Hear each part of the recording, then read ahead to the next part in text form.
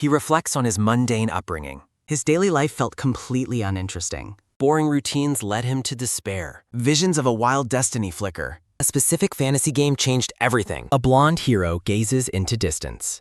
Green eyes burn with a hidden intensity. Dusk falls over the Quartzay. The brown-haired boy relishes his solitude. He settles into his chair and cracks his knuckles, declaring that he finally gets to be the main character in this digital realm. His focus sharpens on a world. A lone warrior dominates the battlefield. The warrior stands ready for combat. The boy with brown hair puts on his headset and tells his viewers to cut the nonsense and get to it, wondering what he will see today. The broadcast begins to go live. The audience debates his schedule and skill level, claiming he is smart but too slow for professional play, prompting the brown-haired boy to mutter that they should decide if they are insulting or praising him. He's startled when something suddenly grabs his attention on the monitor, causing him to shout in surprise. Chatters wonder why a high-value donor isn't making requests while others joke about a refund, but then a user named DEA informs him they have sent an email for him to review. A quick click opens the message. The brown-haired boy wonders if the sender is a game developer as he reads a message from a fan who is also an indie developer who spent years on a game that no one can clear, asking for feedback on the difficulty but requesting that he not share the game on MyTube. He hopes this opportunity makes him special. He accepts the installation prompt enthusiastically. The boy shouts with excitement as he clicks the mouse, determined to start the installation process immediately. A game notification explains it is the year 294 when the Lock Kingdom was burned to ashes by Cypher, starting an era of turmoil where the player is born with a worthless soul but must survive to become a hero, kill an evil god, and have any wish granted. He critiques the underwhelming game graphics. He thinks that the game is good enough for a solo project as he reaches the screen asking for his character's name. He prepares to enter his name. He chooses Game Master as his alias. The new continent welcomes its guest. He arrives in a vast forest. The boy watches the screen and thinks that the game looks standard and likely lacks a tutorial because the controls are so simple. A local village chief greets him. The boy begins to type and wonders if he really has to manual type his responses, though he doubts it is necessary. He jokingly demands the village's gold. The old man shouts that he is an insolent scoundrel while a sharp thwack sounds from the impact, making the boy gasp in pain as his real-world self reacts in shock. His vision fades to black immediately. A death notification appears stating that the game master has died, causing the boy to shout in disbelief and wonder if the difficulty is real while a restart prompt appears. He realizes NPC interactions are real-time. The boy grumbles that the outcome was obvious and clicks the mouse to restart with an annoyed expression. The old man tells him he can see the suffering in his face and offers to let him follow, leading to the brown-haired boy chuckling. He drinks a mysterious offered liquid. The boy gasps as a notification warns him he has been poisoned by impending death and his vision begins to fade again. He sighs at his repeated failures. A desperate idea strikes his mind.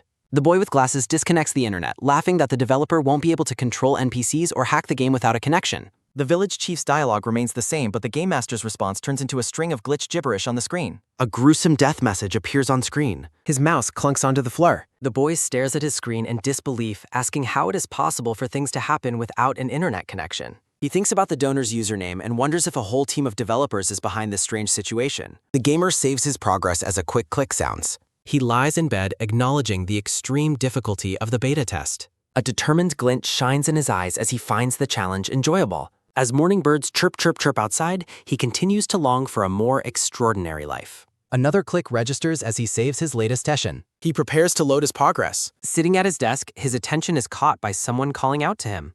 Suyun delivers the requested files, receiving a brief thank you from the brown-haired Guan. As the workday ends, they exchange polite farewells. Suyun suggests grabbing a meal and drinks together after work. She waits expectantly, her gaze focused on her colleague. He apologetically declines, claiming he has more pressing matters to attend to at home. He encourages her to head home as well, leaving her to accept his rejection. Left alone, she mutters about being blown off yet again. The city lights glow as night fully settles over the buildings. Loosening his tie with a quick slip, he vows to conquer the game's destiny tonight.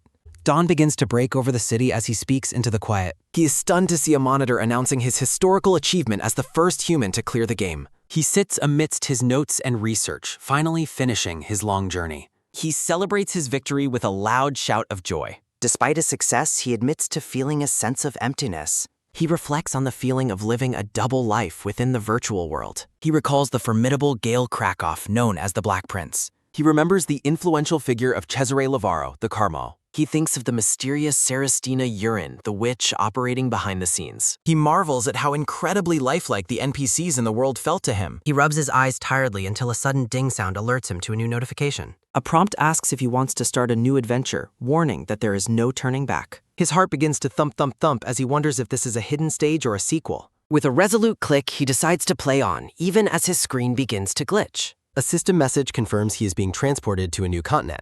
Darkness surrounds him as he groans in pain. He feels a burning sensation in his chest and realizes he is no longer in his room. Panic sets in as he struggles to catch his breath. He wakes up in a luxurious, unfamiliar room, questioning how he got there. An older man with a mustache explains that he only survived thanks to high-grade potions. A close-up shows a large, vibrant green eye filled with confusion.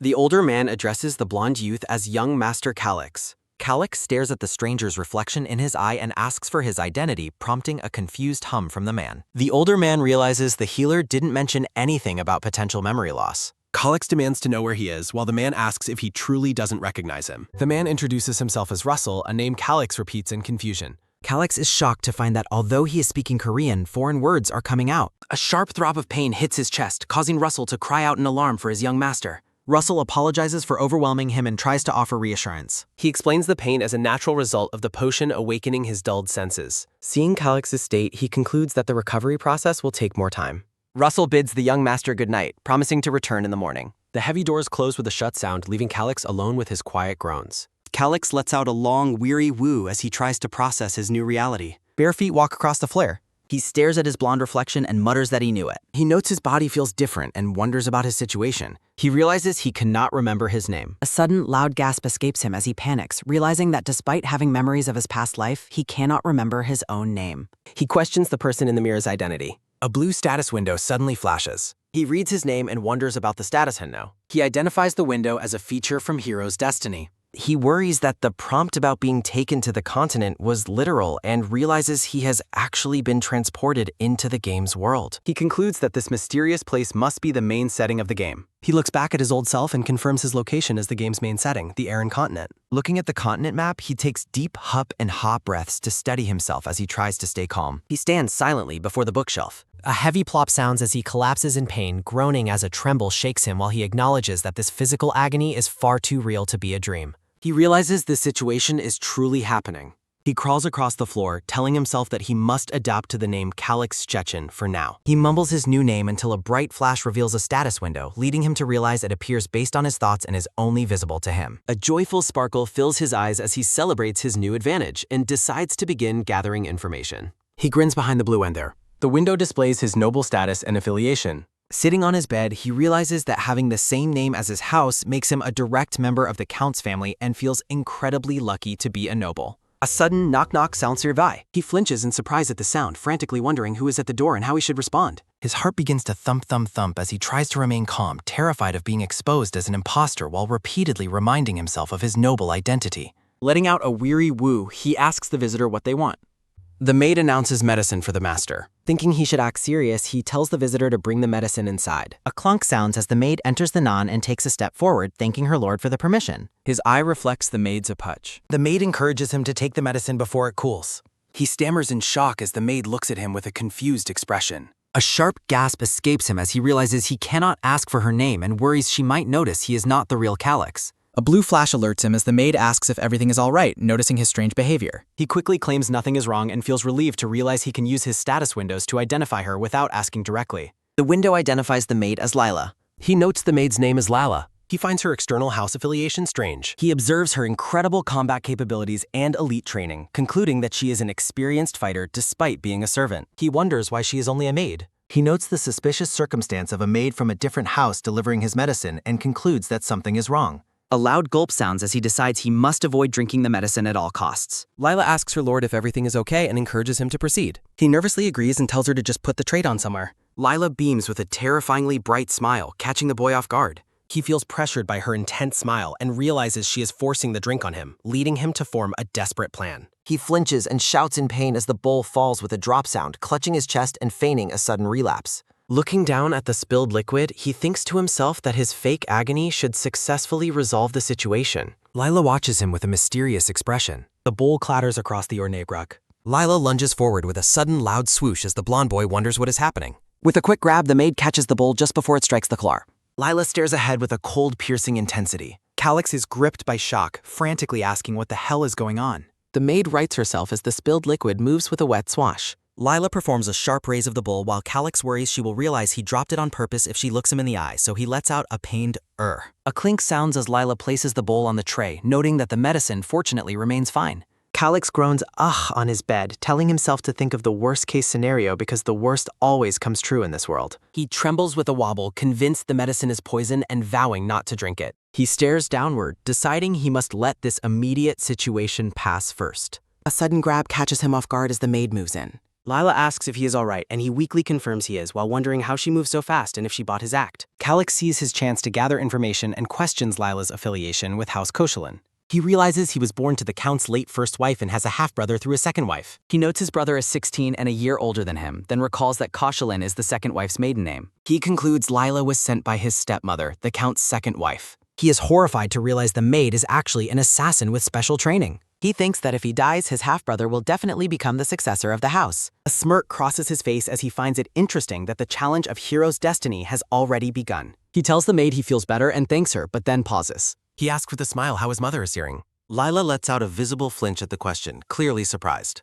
She explains the Countess is worried about his self-harm attempts and asks him never to do such a thing again. Calix realizes that his previous self actually tried to commit suicide. Looking at his scar, he deduces from the pain and status window that he must have stabbed himself in the chest. He promises not to worry her again, and Lila remarks that the Countess will be glad to hear it. He dismisses her, telling her she may leave now. With a menacing glint in her eyes, Lila points out that he has not taken his medicine yet. Calix feels sudden chills and lets out a panicked "Ugh." He wonders if she intends to stay until she sees him drink the poison. He realizes the situation is bad because he cannot keep refusing an elite assassin. He laments that while he is 30 inside, he is just a frail teenage boy on the outside. He considers screaming for help, but worries her fast reflexes would allow her to stop him before anyone arrived. A loud gulp sounds as he realizes he would undoubtedly die in a confrontation. As the maid performs a turn toward him, he wonders if he is forced to take the poison. He suddenly stops his panic, telling himself to hold on. He questions why she is using poison instead of just stabbing him and fleeing. He realizes they are worried about public perception. He concludes the poison is meant to cover up a murder and identifies the toxin. Lila asks if she may assist him with the medicine, which is identified as slowly impending death. A bright light warns that one must imagine the worst and suspect everyone to survive. Calix finds the game driving him into a corner exciting. Lila asks for her lord's attention, and he claims he can take the medicine himself. A sudden rushing swoosh fills the room. A flash alerts him to a system message confirming he has been poisoned by slowly impending death, which he already knew. He frantically tells himself to find a way to survive by thinking of anyone or anything. He recalls the man stating he only lived because of a reserve of highest-grade potions. The man introduces himself as Russell while Calix repeats the man. Calix lets out a sudden, sharp cask. He commands Lila to go and fetch Russell for him, prompting her to ask what is wrong. Calix demands to know why the maid is questioning him and asserts his authority. Lila apologizes as Calix barks in order for her to leave the room. A sudden loud shout erupts from the boy as he remains on his back. Lila performs a respectful bow while the boy reflects on the massive value of the potion used to save him. Concluding that Russell is an ally, Calix lets out a shaky stagger while checking if the maid has departed. Pained and sounds escape as the boy forces himself to gag in a desperate attempt to purge the poison. A wet blarg sounds followed by a quiet trickle as he hunches over to vomit. Taking heavy huff-huff breaths, the boy insists he must find something more to ensure his survival. Panting with tired huff-huff sounds, he scans the messy room while telling himself a solution always exists. A dry cough sounds as he searches through drawers, frustrated that his target is missing. He curses his luck as a system window warns that his eyelids are growing heavy. Clamorous shatter and tumble sounds fill the room as he frantically searches for a hidden item. Loud rummage sounds echo while he curses and continues his frantic search through the piles on the floor. He begins to stagger under the mounting fatigue as the system message flashes again. A heavy plop sounds as the boy finally collapses onto the floor. Gasping with ragged pant breaths, he wonders if his death will result in a game restart or finality. Lying on the floor, his gaze falls upon a small, glowing bottle tucked beneath the furniture. He stares ahead with a weary, sweat-drenched expression. A narrow beam of light highlights the mysterious bottle hidden between the cabinets. A dragon crawl sounds as the boy inches his way across the floor toward the object. Reaching the vessel, he questions what he has found. A quick pop sounds as his hands tremble while prying open the small container. Soft sniff sounds escape as he cautiously checks the contents of the ball. Foul stink sounds surround him as he gags at the smell of rotten milk. Repulsed by the stink sounds, he realizes the system has identified the contents as rotten goat's milk. He recalls that the game's toxin can be cured by yogurt, though his current option is questionable. He skeptically wonders if rotten milk can truly serve as a substitute for yogurt.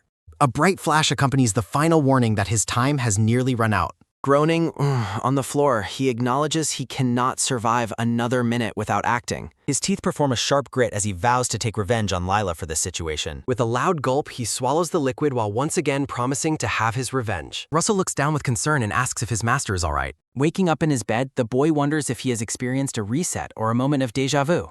Russell questions his meaning before moving on to a more pressing matter. A sharp "do done" sounds as the older man points at the trashed room and scolds the boy for his tantrum. Calix rejoices in being alive while Russell explains he was nearly ready to summon a healer. Heart thumping with heavy thump-thump sounds, the boy resolves never to feel that terror again. He stares ahead with a cold determination, vowing to do whatever is necessary to survive. A sudden flash appears as he decides to inspect the older man's personal statistics. The status window identifies Russell Nigel as the loyal deputy count of the house. He deduces that Russell took his current role because the previous count died without naming an heir. Looking at the man's soldierly personality, he decides that Russell can be trusted for now. He reminds himself that the man already proved his loyalty by using an expensive potion to save him. A faint smile crosses his face as he addresses the man by his formal title. Russell asks for clarification as the boy prepares to be honest with him. The older man listens with a serious and attentive expression. The scene shifts to a view of the quiet room through the window pans. Russell stands silently within the chamber. Russell apologetically notes a lack of evidence while Calix curses the complicated political reality. Calix realizes that Russell's assistance was based on professional protocol rather than personal support. Russell explains that he must serve his lord and young Master Gramwine equally as succession candidates. Calix performs a frustrated frown, questioning if he must continue drinking the medicine his rival is sending. Russell notes that it seems the boy has lost his memories regarding the current state of House Stetchen. The deputy count explains that the house currently has major financial issues affecting the available budget. Russell states they should be grateful Lila is helping them instead of House Koshalin, asking if he remembers. A sharp clench sounds as the boy vowing to get the evidence while being accused of ignoring the truth. Calix realizes the woman who poisoned him likely believes he is already dead. The boy tells Russell he will let that part slide, leaving the older man confused. Calix smiles and informs the deputy count that he has a request to make. Russell looks at him, thinking there is something different about the boy. Multiple leap sounds echo as a cloaked figure jumps across the castle rooftops. A sudden whoosh sounds as the cloaked Lila lets out a tired woof. A quiet peep sounds as Lila observes two armored guards carrying torches and halberds. From behind a stone wall, the assassin notes that the security has definitely been strengthened. She focuses her eye on the Bardvect. A heavy thud sounds as Lila drops into a room through a ceiling hatch. The assassin observes that no one is currently guarding the boy's room. A sharp creak sounds as she slowly pushes the bedroom door open. Lila looks toward the bed where a figure lies under a white sheet. The white sheet remains perfectly still. Lila tells herself that the specialized poison worked quickly and he passed without any pain. Slipping clock sounds echo as Lila leaves a letter on the desk and closes a door. The assassin thinks it is finished and she just needs to return. A sudden blur of motion fills the screen. A cold steel blade is suddenly held against the cloaked assassin's throat. A sharp shing sounds as a voice tells her that is enough, stopping her cold. Lila is gripped by shock, recognizing the voice as the blade presses against her neck. The lethal blade rests against her throat. A pained grr sound escapes as Lila stares at the sword held to my neck. The assassin yells out in desperation that it is already too late. Russell stands at the bedside holding his sword while a figure remains under the covers. Narrative bubbles state that Lord Calix is dead and the house will belong to Gromwine. Lila gasps the name of Sir Russell as the older man glares down at her. Lila questions why he is loyal to a single young lord instead of the entire house. Calix smiles, remarking that the experience of the impending death toxin was quite intense. The assassin notes that poisoning is a common part of noble power struggles. A rustle sounds as Calix holds a letter confirming he is aware of the situation. A loud clang sounds as Russell blocks Lila's dual daggers with a heavy punch. A sudden swish sounds as the assassin performs a rapid, evasive move. A sharp grab sounds as Russell catches Lila's wrist mid-attack. Pained ah and crack sounds erupt as Russell brutally snaps the woman's arm.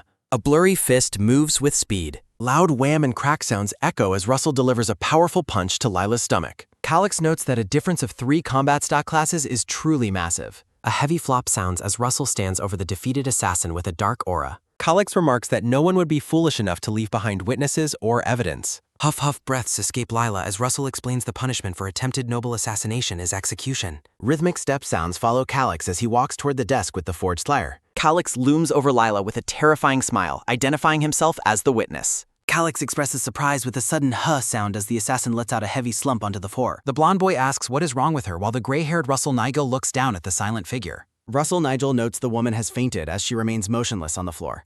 A bright blue light appears with a sudden swoosh sound as the older man manipulates mana above the assassin. Calix identifies the glowing light as a mana hole, realizing it allows Russell Nigel to determine her combat class with a soft ooh sound. The blonde boy remains in a crouch while Russell Nigel stands over the defeated woman. Russell Nigel explains that she is merely an elite soldier and will not require any mana restraints to be held. A sharp exclamation bubble appears as the older man reacts with visible surprise.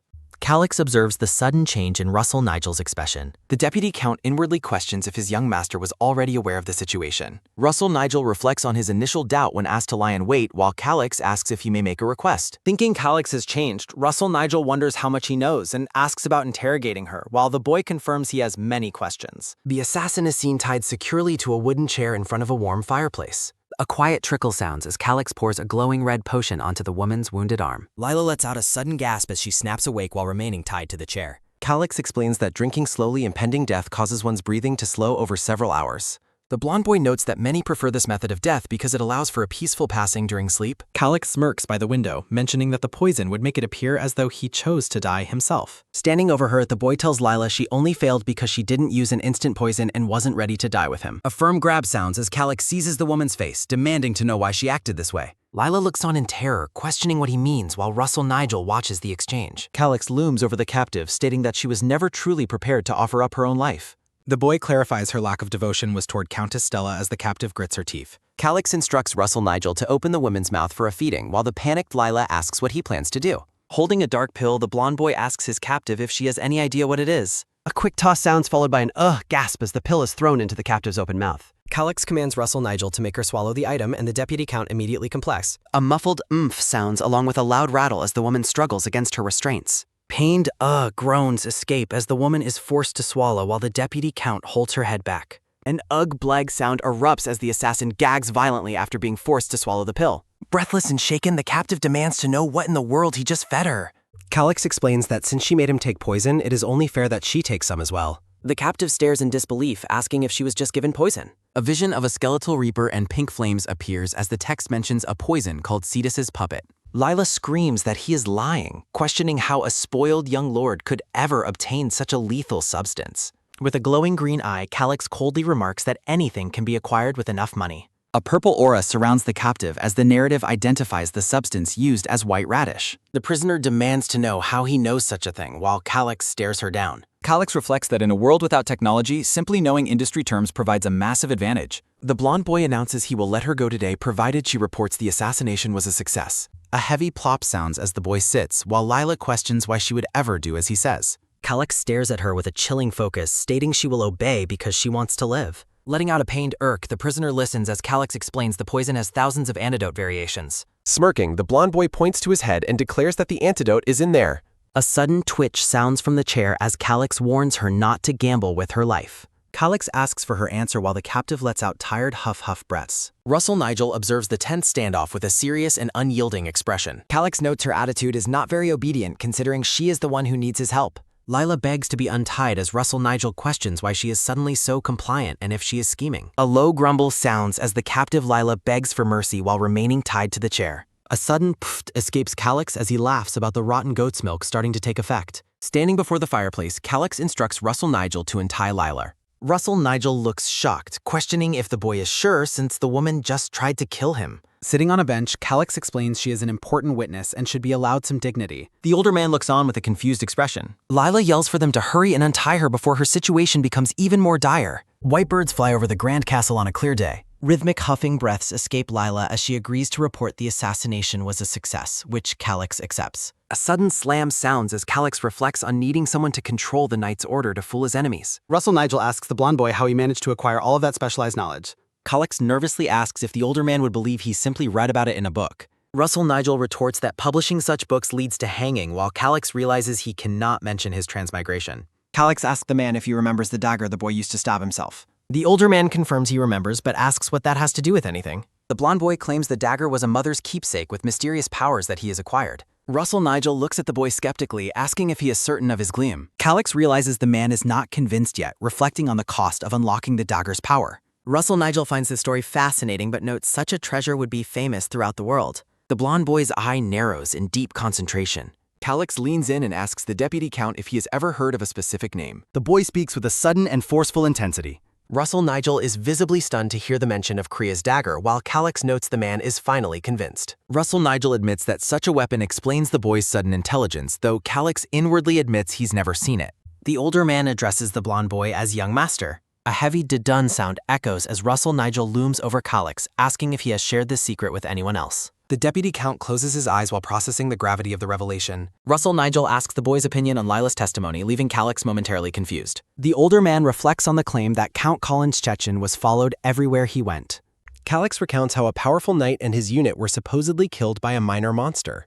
Russell Nigel asks the boy not to believe such nonsense, while Calix realizes the man wants his proactive support. The blonde boy reflects that he must be fair in succession matters despite his reasonable suspicions. Russell Nigel states his creed is to avoid politics, but Calix screams out, demanding to know why his father died. The deputy count looks down at the boy sitting alone on the long bench. Calix looks up with a bright and unsettling smile. The blonde boy asks who is behind the assassination and how he shall avenge his father once they are identified. A dark aura surrounds Russell Nigel as he listens to the boy's words. Narrative text emphasizes the declaration that the boy's master and father was murdered. A loud stomp sounds as Calix suggests House Koshelin and Gramwine's family might be responsible. Calix yells that they will never avenge his father if Gramwine takes the title, insisting they cannot give up. The blonde boy stares forward with a cold and determined gaze. A sharp chill sound echoes as Calix asks if serving a house that killed a former master is truly chivalrous. A sudden swoosh sounds as Russell Nigel moves with incredible speed.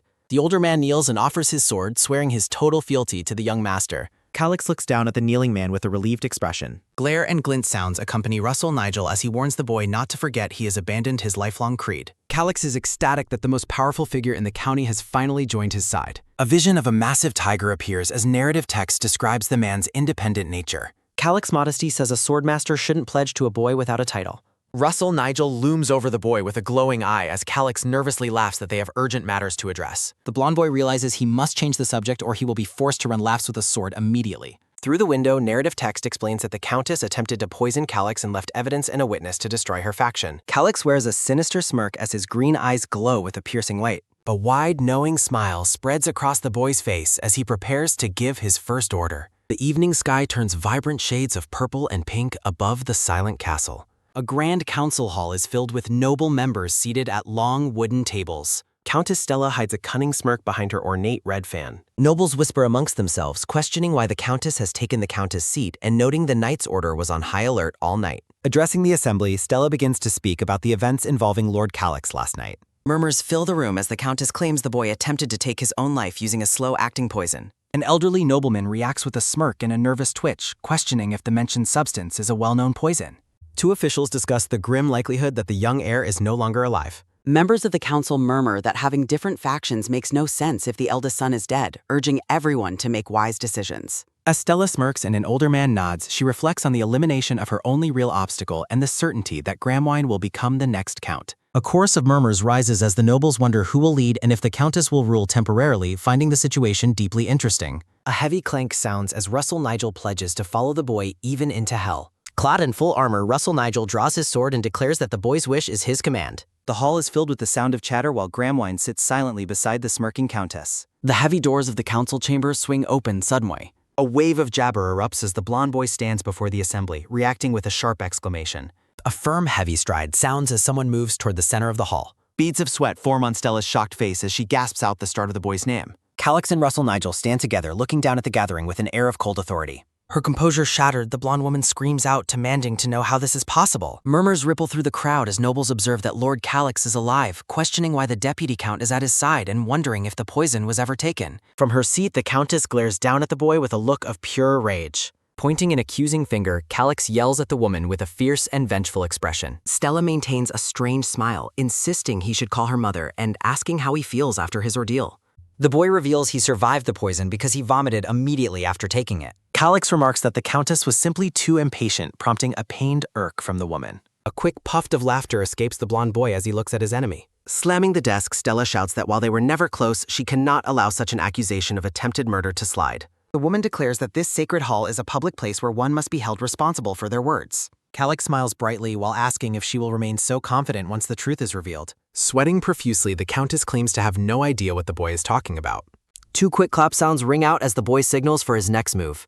Calix calls for the assembly to hear from their witness, and a bound woman is led into the hall. Nobles ask who the woman is as the Countess stares in horror, thinking the situation is impossible. A dull plop sounds as the captive woman is forced to her knees before the council. Calix looks over his shoulder with a cold and calculating gaze. The bound prisoner kneels silently before the seated brown-haired boy. The woman identifies herself as Lila. A close-up of the Countess's wide eye reveals her internal shock as she questions what is happening. Gritting her teeth, Stella wonders what that shrew is doing in the council chamber. The captive Lila looks up with a weary and defeated expression. Calix speaks with an inquisitive tone, asking about the existence of a shadow unit. Lila explains the unit recruits only the strongest surviving orphans to be given new identities and sent throughout the continent. Stella begins to tremble and lets out a pained gasp as the witness reveals she was once the Countess's own maid. Glancing at the woman, Calix asks if the Countess was aware of the captive's true identity. Countess Stella screams that the entire situation is a setup. A brown-haired man questions how Lila could be a spy after 5 years, noting that undercover work is illegal and demanding they report House Koshalin, though Gidris urges him to settle down since they previously lacked proof. Gidris notes they can finally raise the issue now that they have a witness, though he inwardly curses the turn of events. Addressing the silent Nigel, Stella insists that he cannot possibly believe the words of a lowly maid. The older man looms over the boy. Russell Nigel announces that the woman just confessed to being a spy sent from another noble house as the blonde boy smirks. The deputy count tells the assembly they can decide if it is a setup after hearing the testimony, leaving Gidris stammering in shock. A brown-haired man tells the chief financial officer that he has said enough, prompting a bewildered reaction from Gidris. Members of the council shout that they must hear the witness out since she is currently testifying. Calix asks Lila about her duties as an undercover maid, and she explains she sent gathered information once every month. The blonde boy asks for specifics, and Lila reveals she stole ledgers regarding territorial funds written by Gidris. A quick twitch sounding accompanies Lila as she details how she shared the late Count's travel plans and the political leanings of the vassals. Nobles cry out in shock, wondering how such a betrayal could be possible. A sudden turn sounds as Calix asks for her most recent mission, and Lila admits she was to trick him into drinking poison by pretending it was medicine. Lila explains she was also tasked with placing a forged will in his bedroom to make his death look like a suicide. Calix asks the woman what the final outcome of the play was. The witness claims she successfully poisoned Lord Calix but was caught by Russell Nigel while sneaking back into the bedroom. A sharp jump sounds as Stella screams for the woman to shut her mouth. A heavy stomp sounds as the blonde woman lunges forward, demanding evidence while an official tries to calm her. A soft chuckle sounds while the Countess screams that she is being framed by a setup. A firm step sounds as Calix calls out to the deputy count, who responds with formal respect. A sudden shout sounds as Russell Nigel presents the will forged to look like the blonde boy's writing. The older man explains that Lila was captured last night while attempting to place the document in the boy's bedroom. Russell Nigel explains that the scroll contains magic capable of visualizing the thoughts and memories of anyone who touches it. The man declares the magic will reveal the true forger of the will while Gidris stares down in silent terror. Gidris reflects that he must keep the evidence from leaking even if he has to silence everyone in the hall. The official looks on with gritted teeth. Looking at the council, Calix reflects that their tricks are too obvious to work on him. A quick flap sounds as the blonde boy signals with his hand. Calix commands his hidden forces to enter the chamber immediately. A sudden burst sounds as Gidris reacts with wide-eyed shock. Armored knights march with a clunk sounding. A clunk sounds as a noble asks what is going on. A clunk sounds as officials protest the knight's order entering the sacred hall, noting that guards are responsible for security. Stella cringes as a clunk sounds. A heavy dun-dun sounds through the hall. Gidris asks Russell Nigel for the meaning of the armed invention. Russell Nigel explains he checked the scroll and found a truth so shocking he was forced to station knights to prevent chaos. Gramwine stammers that bringing knights into the sacred hall is an inexcusable coup. A faint tremble sounds as the other boy cries out for his nuther. Stella realizes the neutral knight's order must have found hard evidence to act this way and fears her hands are now tied. The blonde woman grits her teeth in panic. Calix asks what happens to nobles who attempt to murder their relatives, and Russell Nigel begins to cite the kingdom's aristocratic laws. The older man declares that such criminals are to be hanged as a spectral noose appears around the horrified countess. Stella clutches Gramwine and screams that she planned everything alone and that the boy knows nothing about the plot. The blonde woman screams at Calix, insisting that she is still his mother despite the lack of a blood relation. Stella begs for the boy to believe her while Lila looks on from the floor. A bright smile spreads across Calix's face as he asks Lila if the Countess is telling the truth. Lila claims Gramwine was also in the room during the planning, leaving the blonde woman speechless with shock. Calix reflects that while the claim is a lie, the family's dishonorable assassination attempt justifies their destruction as the soldiers pin them down. The fox hunt reaches its connex. Calix maintains a calm, confident expression. The Countess lets out a groan. A heavy, sudden slam sounding follows. Calix senses someone moving behind him. Gramwine falls to the floor, defeated. As Stella screams out for her son, a quick, heavy step sounding follows. A firm, deliberate stride sounding falls. A firm, deliberate stride sounding continues as he moves past. A sudden, heavy kneel sounding follows. A wave of quiet murmur sounding rises as the boy kneels. The council reacts with shock to Lord Gramwine's actions, demanding to know what he is doing. Someone screams out Calix's name as he stands over the kneeling boy. Gramwine begs for his mother's life, claiming he doesn't care what happens to himself. The countess gasps out a refuser. Stella commands Gramwine to return to his seat while knights restrain her. The boy remains bowed in silence. Nobles whisper that the second son has kneeled, while another warns to be quiet lest Lord Calix hear. A witness observes that the boy is trying to save his mother but finds the situation far too cruel. Calix reflects that the tables have turned and he is now being framed as the perpetrator. The blonde boy questions if this was the exact reaction Gramwine was hoping to achieve. A grim expression crosses his face. A light, rhythmic tap sounding accompanies Calix as he asks how he could ignore such a sincere plea. Gramwine looks up with desperate hope, questioning the meaning of his state writ. Glaring down, Calix states that confessors deserve reduced sentences and offers to remove execution as an option if the boy admits his crimes. Warning the boy that anything said cannot be revoked, Calix tells him to choose wisely, leaving Gramwine stammering. A sudden, sharp shout sounding rings out as Stella tells her son to stop this nonsense. Screaming at Calix, the blonde woman points an accusing finger and asks how he dares order his brother around. Nobles retort that her words don't matter and she has no say after her attempt on Lord Calix's life. Gidris fumes that the tables had turned in their favor and blames her for ruining it by speaking up. As the woman hurls insults, Russell Nigel looms over the blonde boy who remains composed. The official commands the guards to seize the criminal immediately. A metallic clunk sounding rings out as Stella is seized, screaming for them to let her go. A sharp, mechanical clamp sounding follows as she is gagged, letting out a muffled groan of protest. A firm, rhythmic squeeze sounding follows as the brown-haired boy lets out a muffled cry. Calix prepares to address the next phase of the proceeding. The blonde boy asks if Gramwine admits he attempted to poison Am. Lowering his head, the boy admits to the crime. Calix reflects that the boy had no choice because denying it would destroy the pity he evoked. Gramwine wonders if this entire sequence was part of the other boy's plan. Russell Nigel declares they will not reveal the scroll's contents to protect the family reputation, prompting a sudden shout sounding from Calix. The deputy count adds that the sentence will be reduced since the confession came before evidence was presented. Calix demands a sign of promise to ensure the confession is never revoked. A wave of sudden chills sounding washes over Gramwine as he reacts with shock. Narration explains that mana is required for status and shutting down a mana hole is a social death sentence. A sharp sudden turn sounding follows as the boy looks on in horror. Gramwine questions what he should do as his gagged mother continues to struggle. The boy realizes that unless he shuts down his mana hole, his mother's crimes will be fully exposed. He understands that exposing those crimes will result in her execution. Gramwine resolves to prevent that outcome at all costs. The blonde boy in purple kneels as a notification declares that losing his mana hole is a social death. Trembling with sweat, the boy begs for his mother's safety while demanding the promise be kept. The older gray-haired man looks down with a grim, silent expression. A sharp, quick bite sounding follows as the boy clenches his teeth over a scroll. A sudden, soft raise sounding accompanies the boy lifting his hand to his fist. A long, low hiss sounding rings out as magic swirls around the kneeling boy. The blonde woman screams for her son to stop while he lets out a painful greg. As the woman struggles against her restraints, a warning appears stating this magic is permanent. A sudden, sharp rip sounding follows as the boy's cloak is torn by the surging energy. A powerful, sudden whoosh sounding follows as the boy stands amidst a vortex of golden magic. The blonde boy in the red cloak watches the spectacle with a cold, unblinking gaze. A powerful, sudden whoosh sounding continues as the energy concentrates in the center of the hall. A quick, light swoosh sounding follows as a bright sphere of mana begins to pulsate. The sphere of light shrinks into a dense, blinding point of energy. An official announcement confirms that the boy's internal mana source has been permanently deactivated. Letting out a long, relieved pew sounding, the boy reflects that the sacrifice was worth keeping his mother alive. A sudden, quick turn sounding follows as the blonde boy in red reflects on the younger boy's naivety. The younger boy admits he wanted to be an artist as a sharp, loud crack sounding comes from his mother's gack. A sudden, sharp snap sounding follows as the blonde woman's metal restraints shatter. Screaming at the top of her lungs, the Countess vows to destroy the boy who ruined her son's future. The blonde boy in red remains completely unfazed by her hysterical threats. The brown-haired woman looks on silently, observing the total collapse of the noble family. Standing over the grieving mother and son, the blonde boy admits to himself that he feels a twinge of guilt. Letting out a low, conflicted grunt sounding, he wonders if he's too harsh on someone who is technically a child.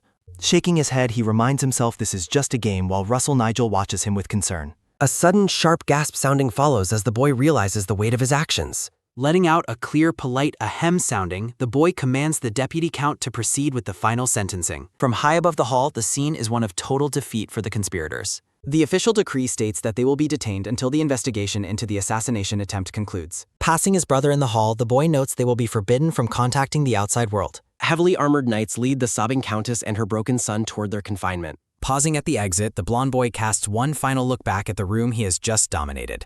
A high, sudden eek sounding follows as Gidris realizes he is the next to face judgment for leaking documents. The older man points a commanding finger and orders the guards to seize the corrupt official. The gray-bearded man protests his innocence while being roughly restrained by a knight.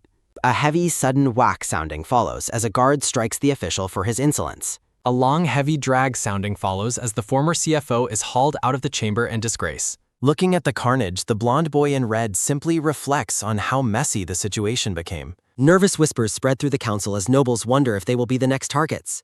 The assembly murmurs that the Knight's Order must be fully backing the young lord despite his lack of a faction. Standing tall with his back to the remaining nobles, the boy prepares his final moves. A sharp, bright glint sounding follows as the blonde boy turns his head slightly. A subtle, satisfied expression crosses the boy's face as he assesses the terrified room. A short, sudden eek sounding follows as another noble cringes under the boy's intense scrutiny. The deputy count places the man under house probation, warning him that any outside contact will prove his guilt. The remaining council members slump in their chairs, completely drained by the series of shocking executions. A brown-bearded man in a white cap steps forward and bows deeply before the blonde boy. The man offers his resignation as a form of taking responsibility for the failures of his department. The blonde boy reflects that this man is too respected to be treated poorly without risking a backlash. Calix mentions he has already discussed Russell's future while rejecting the administrator's resignation. The bearded official looks on as a stack of documents is presented.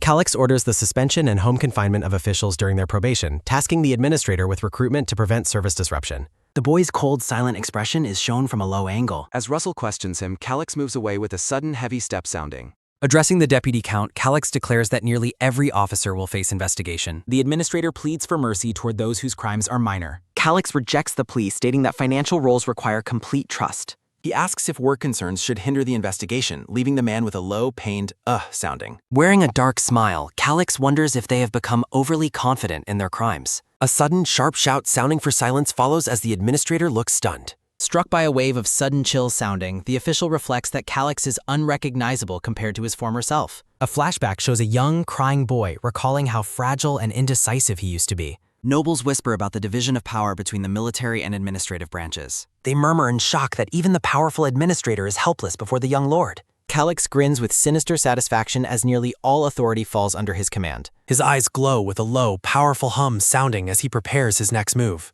A sudden, bright flash sounding reveals Garrett Olson's status screen detailing his top-tier administrative skills. The administrator's stats and strict personality are highlighted by another sudden, bright flash sounding. A series of sudden, bright flashes sounding show multiple character profiles floating throughout the chamber. The scene continues with a wave of sudden, bright flashes sounding as the young lord monitors the assembly. Calix smiles widely, finding the escalating situation genuinely entertaining. Standing before several status windows, Calix identifies the hostile members of the council. He reflects that Garrett might be difficult to sway despite knowing his information. Calix plans to eliminate his opposition and drive away those on the fence by reading their true natures. Looking at the list of members, he prepares to finalize his dominance over the house. Letting out a low, dark cackle sounding, he vows to use the loyalty contest to find those he can exploit. Terrified by his gaze, the nobles cower as they realize his true power. The council members tremble, fearing they will lose their heads if they cross him. They desperately try to gain favor by mentioning the late count before being silenced. Calix puts on a bright, innocent smile that hides his ruthless intent.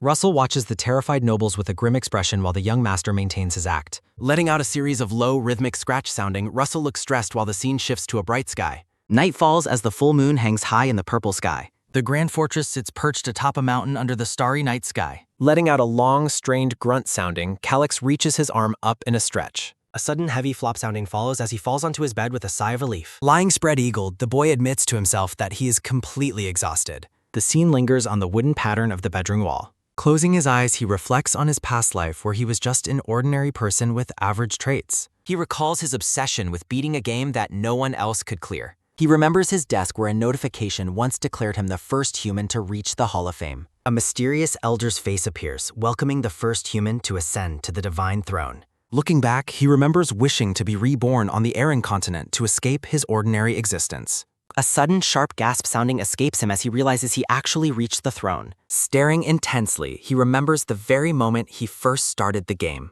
A system notification appears, urging him to survive the chaos and defeat the evil god to ascend.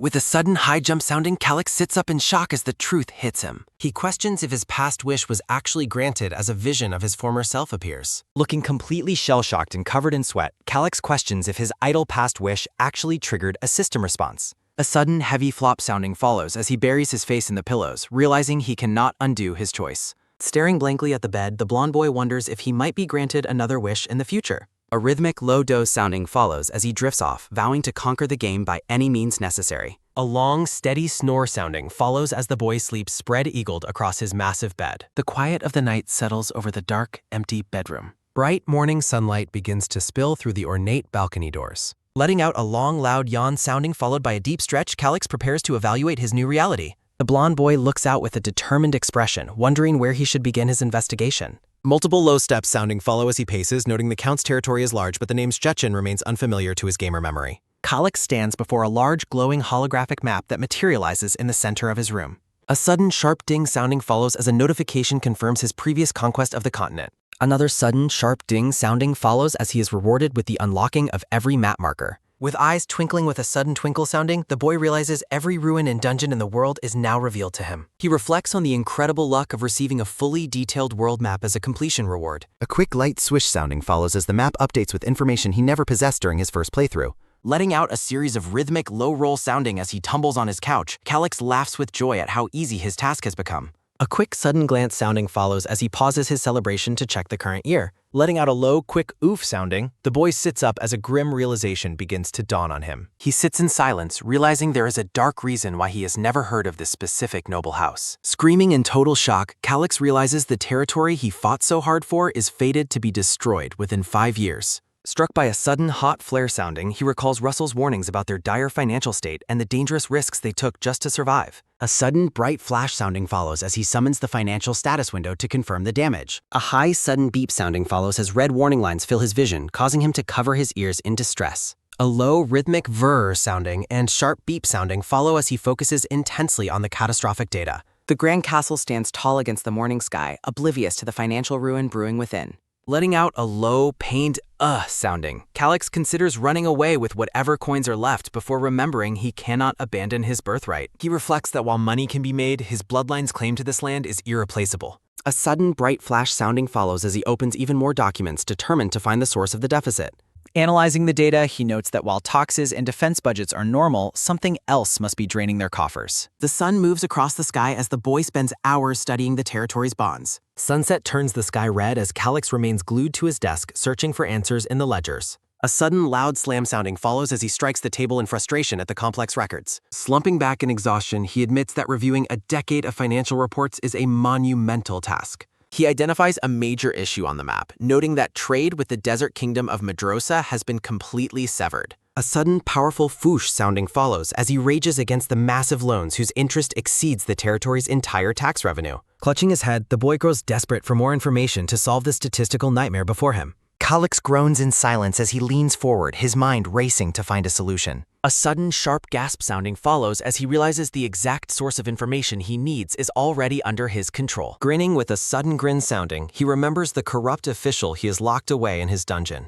A low, eerie gloom sounding fills the dark stone corridor leading into the prison. Rhythmic, low steps sounding follow as Calix descends the stairs in his red cloak, certain that Gedris will talk. A startled guard salutes him and asks why the young lord has come to such a dark place. A sudden, low creak sounding followed by a pained blag sounding follows as Calix gags at the stench of the dungeon. The boy follows the brown-capped guard deeper into the damp, lightless prison. The guard salutes enthusiastically while Calix recognizes him as a man who once blindly followed the corrupt captain. He reflects that this man is a simple opportunist who follows whoever holds the most power. A sudden, sharp halt sounding follows as Calix stops in his tracks, formulating a plan to use the guard's nature to his advantage. Turning back with a confused expression, the guard stops and questions why the young master has paused. Calix silently observes the man, noting his weakness for authority and wondering if innocent people have been caught in his sweeps. Calix suggests giving people a chance to clear their names while questioning if the officer agrees. The brown-capped guard nervously agrees with his lord while letting out a series of low, rhythmic chuckle sound out. The blonde boy decides to entrust the officer with a specific task. His attention is taken by a sudden, sharp salute sounding as the guard enthusiastically acknowledges Lord Szczecin's orders. Calix reflects on the guard's lack of loyalty to his previous captain and wonders if he is viewed as more powerful.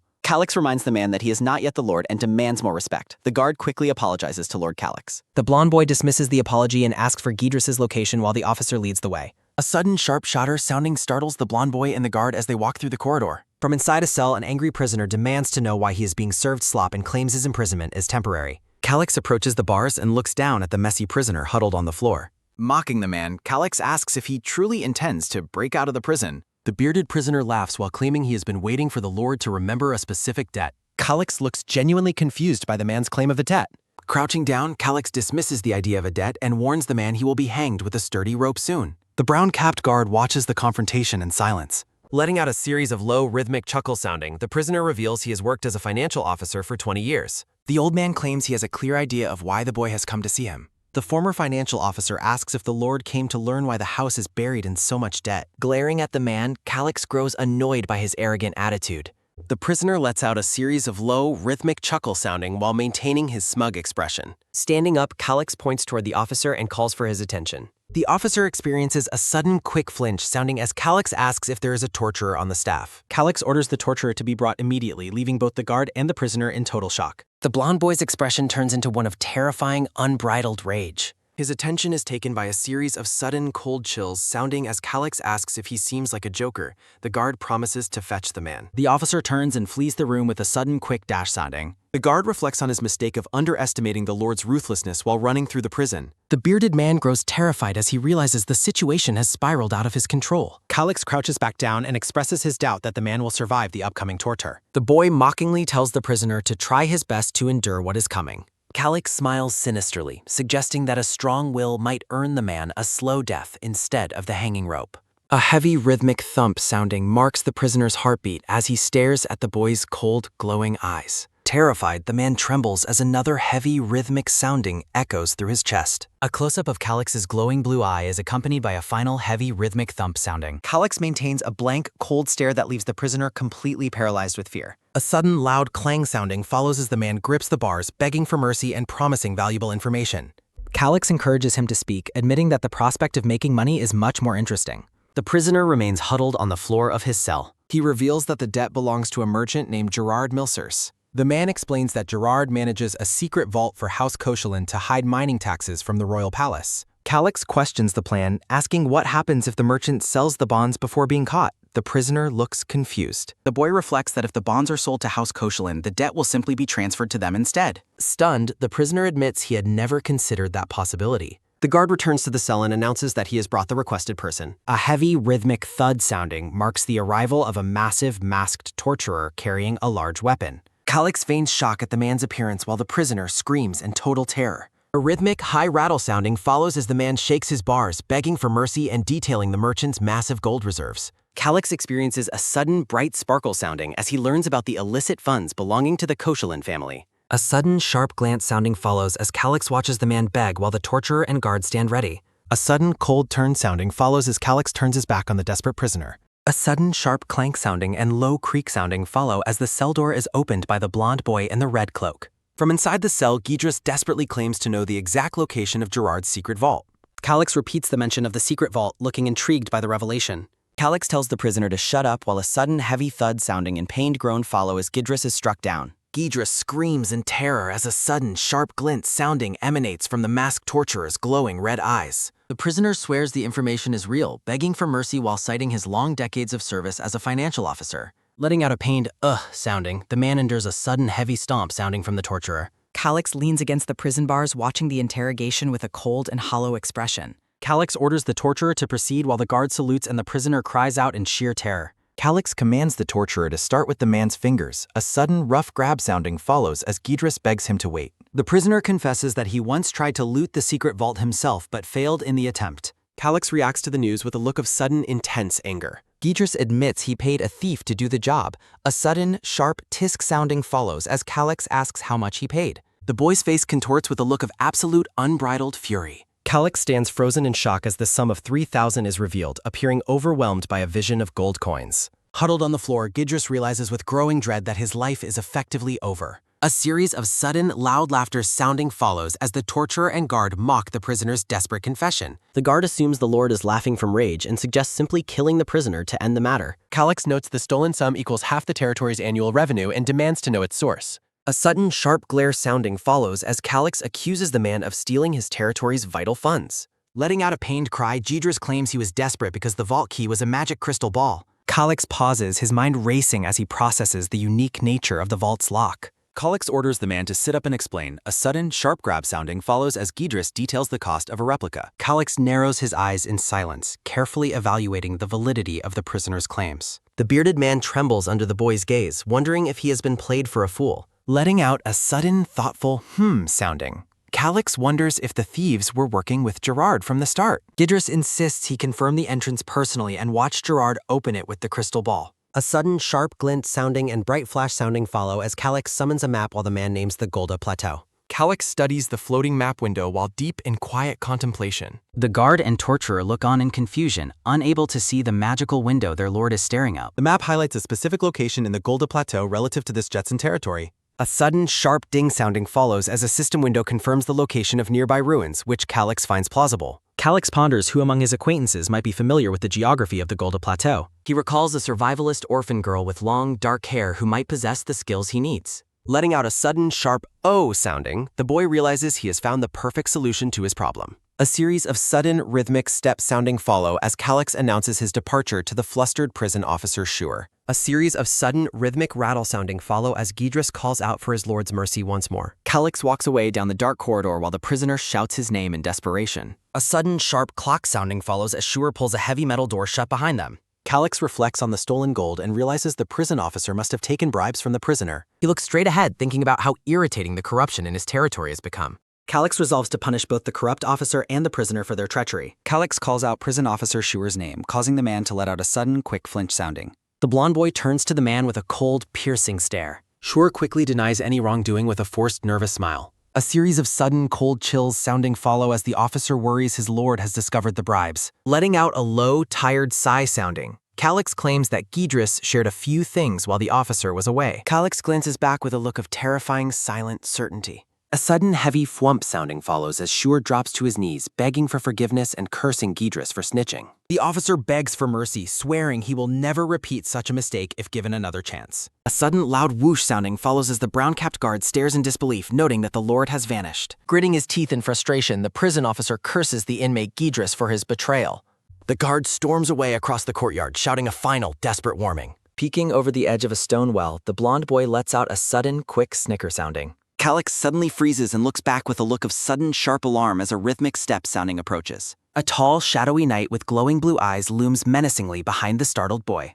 The massive knight stands silently in the courtyard behind the crouching blonde boy. A close-up reveals Calix's glowing blue eye as he remains perfectly still. A sudden, soft whoosh sounding reveals the knight as a man with reddish-brown hair and calm green eyes. Calix thinks the man's uniform marks him as a member of the Blue Lion Knights. A sudden, quick rise sounding follows as he asks what the man wants. A sudden, respectful bow sounding and soft vm sounding follow as the knight explains he was ordered by Deputy Count Russell to guard the lord. Calix acknowledges the report. A sudden, bright flash sounding accompanies a floating character information window detailing the level 78 senior knight Kraut Salim. Calix reflects that Kraut's abilities are surprisingly impressive. He wonders why he has never heard of the man and if he might have died young in his past life. Calix notes that Kraut's potential combat level could place him among the continent's top 100 fighters. He notes the man's rare A-rank military aptitude while Kraut looks on in confusion. Calix narrows his eyes in deep thought, wondering if he has discovered a legendary figure. Calix recalls a bandaged figure from his memories, noting that the man's face remained hidden even from his master, the Black Prince. The blonde boy wonders if the man standing before him could truly be the legendary bringer of death. A series of sudden rhythmic shakes sounding follow as Calix tries to dismiss the unsettling comparison. Calix reflects that the figure he remembers was nothing like this man. He watches Kraut Salim perform a sudden, powerful flex sounding and decides there is no resemblance. Studying the knight's face, Calix thinks that Kraut's eyes appear far too pure to belong to such a dark legend. Calix decides that agonizing over the man's identity is a waste of time since his potential makes him an invaluable asset. Kraut repeatedly calls out to his flustered lord. Calix lets out a sudden, sharp gasp, sounding as he is startled out of his internal monologue. Kraut Salim asks if the boy is all right. Calix dismisses the concern and asks why the knight is calling him. Calix mentions the name Gerard Milsers while the knight watches him attentively. A series of flashbacks detail the merchant Gerard Milsers and his secret vault that is opened with a magic crystal ball. Calix thinks the merchant mentioned by the prisoner has made the entire situation much more interesting. A series of sudden, rhythmic stride sounding follow as Calix commands them to leave. Kraut Salim follows closely behind. Calix reflects that the knight is strong but clearly not the sharpest person. He rejects the idea of the man being the bringer of death. A series of sudden, rhythmic steps sounding follow as the pair walk together through a grand white-pillared hallway. A sudden, sharp clack sounding follows as a hand pulls open a heavy wooden door to reveal a luxurious sitting room. A sudden, soft clack sounding follows as Calix enters the room with Kraut Salim standing guard behind him. Calix maintains a cold and focused expression as he prepares for the meeting. A man with long blonde hair and a goatee bows respectfully to the lord. A series of sudden, rhythmic step sounding follow as Calix claims he has heard that the Milsers company is small but reliable. A sudden, bright beam sounding follows as Calix welcomes the skilled merchant with a deceptively warm smile. The merchant hesitates and offers a simple but as he continues to bow. Sitting down, Calix asks if the man should be discussing business with Deputy Count Russell instead of him. The merchant lets out a series of sudden, loud ah-ha-ha sounding while Kraut and Calix watch him in silence. Maintaining his smug grin, the merchant claims that Calix is the true master of the house. The group sits together in the opulent moonlit mer. Calix warns the merchant not to overestimate his position or his influence. A series of sudden, soft rubs sounding follow as the merchant claims the competition for succession in the house is already over. Calix asks where the man heard such news since no official announcements have been made by the family yet. The merchant experiences a sudden, quick flinch sounding and lets out a series of nervous laughter sounding. Calix and Kraut maintain a silent and piercing stare that leaves the merchant sweating.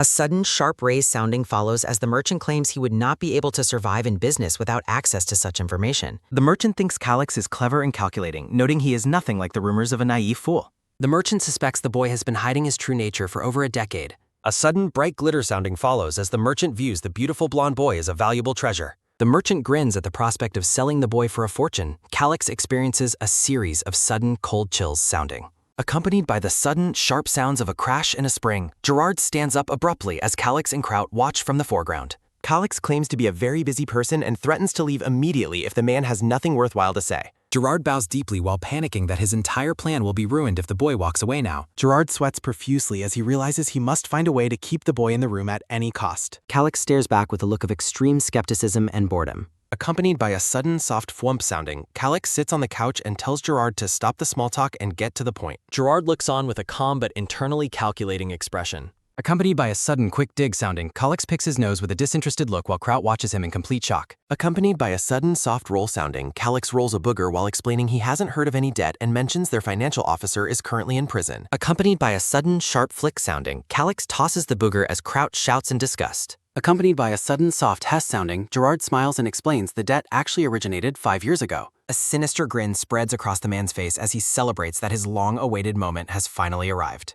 In Gerard's imagination, Calix is overcome by the sudden, quiet sounds of tears and sniffles while whimpering in total despair. Accompanied by the sudden, heavy sounds of pants, Gerard thinks to himself that watching such despair is his greatest joy in life. The three men sit in silence within the ornate drawing room as the sun sets outside. Gerard offers a mock apology before stating that a payment is due in 2 weeks' time. Accompanied by a sudden, quick gasp sounding, Kraut lets out a shocked shout as he repeats the staggering sum of 60,000 gold. Calix remains completely unfazed, staring ahead with a vacant and half-lidded expression. Accompanied by a sudden, sly smirk sounding, Gerard watches the boy and wrongly assumes Calix is struggling to maintain his composure. A small version of Kraut tries to figure out exactly how much 60,000 gold is worth. Accompanied by a sudden, soft hee-hee sounding, Gerard's sinister smile grows wider as he looks at the boys. Calix looks out from the corner of his eye with a sharp, calculating gaze. Kraut looks down in defeat while Calix continues to observe the merchant with a bored expression. The group remains seated in the grand hall as the tension between the merchant and the nobles hangs in the air. Gerard sighs and claims that his house's credibility vanished once the previous count passed away. Calix looks over his shoulder as if he's heard enough of the man's excuses. Kraut looks up in pure terror and cries out in despair over their situation. Calix realizes that the man is only pretending to be helpful while imposing an impossible deadline on them. Accompanied by a sudden, quick rise sounding, Calix stands from the couch as Gerard looks up with a confused expression. Gerard waits for the boy to speak with a stern and impatient look on his face. Calix stares directly at the man with a cold and focused look. Kraut looks up with wide, hopeful eyes as he waits for his master's response. Gerard smiles and claims he was worried for nothing, dismissing Calix as a mere immature young lord. The merchant thinks to himself that 60,000 gold is a sum impossible to obtain without massive connections. Gerard promises to return to the territory soon with a promissory note bearing the Count's official seal. Accompanied by a sudden, sharp grin sounding, Gerard gloats that the territory will soon be his and mocks the boy's helplessness. Gerard bows and prepares to leave after the boy gives his consent.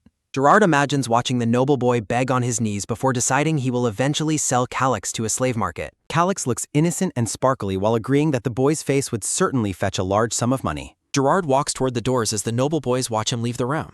Gerard looks back with a smug expression and offers a sarcastic wish of good luck. Accompanied by a sudden, sharp clack sounding, Calix stands alone in the room after the door shuts. Accompanied by a sudden, soft sounding, Kraut struggles to calculate the gold based on his meager silver salary. Accompanied by a sudden, quick gasp sounding, Calix sighs and tells Kraut to sit down and stop doing math that is clearly too difficult for him. Accompanied by a sudden, loud shout sounding, Kraut screams in a panic about the risk of losing their entire territory. Accompanied by a sudden, blue flash sounding, Calix ignores the boy and looks at his map to locate specific ruins. A system notification displays information on nearby ruins and Calix resolves to investigate them further. The sun sets over a peaceful stone balcony overlooking the sea and distant hills. Calix reflects that the Golda Plateau is a dangerous, high-level area populated by monsters like Sasquatches. Accompanied by a sudden low loom sounding, a Sasquatch glares as Calix recalls avoiding this area in the past. The moon shines brightly over the grand stone towers and quiet courtyards of the territory's castle at night. Calix walks through the grounds, thinking about finding someone who knows the geography of the Golda Plateau. Looking up at the full moon, the blonde boy considers that an assassin currently hiding out might prove useful. A series of sudden, rhythmic step sounding follow as onlookers express shock at seeing Lord Calix approaching them. A guard bows deeply as Calix explains he must speak with the criminal and that Kraut Selim will accompany him. Standing before a heavy door, the reddish-brown-haired knight mentions providing an official residence for the prisoner Gidris. A sudden, sharp clack sounding follows as Calix enters a room and notes that the interior is surprisingly neat. A voice from within claims to have reorganized the space, causing Calix to let out a sudden, curious sounding. A woman with long brown hair and a corset walks forward with a confident stride. The blonde boy watches her with a subtle, knowing smile. The woman shrugs and remarks that things are exactly as they appear to be. A sudden, sharp gasp sounding follows as the group stands together in the simply furnished stone room. Calix maintains a steady, piercing gaze as he evaluates the woman before him. The brown-haired woman sits casually on a wooden table staring back at the young lord. In a hazy memory, a slightly older version of the boy suggests that since he was poisoned, it is only fair that she takes some too.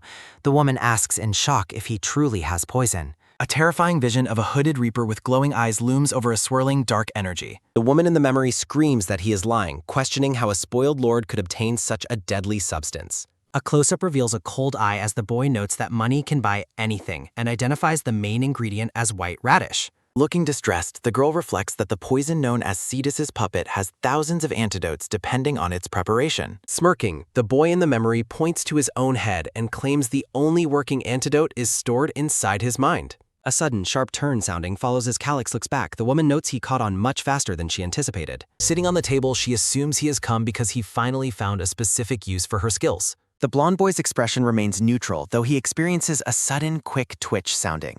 Letting out a sudden, soft chuckle sounding, the woman leans back and touches her face with a sly grin. She lets out a slow, deliberate lick of her lips while maintaining eye contact with the boy. The brown-haired woman remarks that he would have to be exceptionally good to earn her cooperation. A sudden, sharp grip sounding follows as Kraut Selim reaches for his sword and yells in outrage. The woman tells him that is enough. The blonde boy stares at her with calm intensity and addresses her by the name Lila. Lila's expression hardens into a look of focused, silent tension. Calix points out that if he were to release her now, she would be killed almost immediately. Lila asks for clarification. Letting out a sudden, low sigh sounding, the boy closes his eyes for a moment as he prepares to explain the situation. Kraut Selim watches the woman with a look of fierce, unwavering suspicion. Lila remains seated on the table, listening intently to her lord's assessment of her predicament. Calix explains that she is the crucial witness who made everything possible. Letting out a sudden, sharp gasp sounding, Lila's eyes widen in genuine realization and shock. A series of sudden, quiet mutter sounding and mumble sounding follow as she realizes House Koshalin wants her dead to erase her testimony. The pair faces each other in the dimly lit room, the weight of the political danger hanging heavy between them.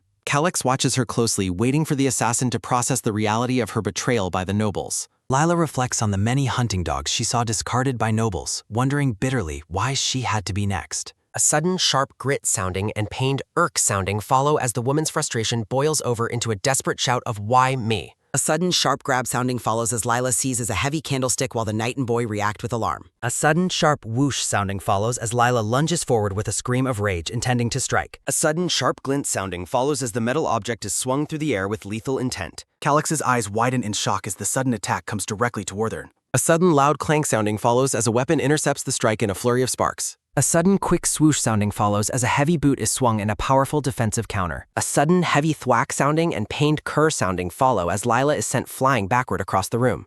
A sudden, sharp point sounding follows as Kraut Selim levels his sword at the fallen woman, calling her a lowly assassin for her treachery. Lila lies crumpled on the floor, letting out a sudden, low sounding as she clutches her side in pain. Calix thanks the knight for the protection, but firmly orders him to stop using such insulting names. Overhead, Calix reflects that he technically has the brown-haired woman to thank for his position as the successor of House Chechen. Kraut Selim offers a formal apology to his lord as a series of sudden, rhythmic steps sounding follow, while Calix dismisses the concern entirely. Standing tall in his red tunic, Calix looks down at the woman on the floor while Kraut remains alert in the background. Looking down at the rug, Lila sweats nervously as she processes the young lord's words. A sudden, sharp gasp sounding and heavy umph sounding follow as Kraut reacts with shock to see Calix sitting on the floor with the prisoner.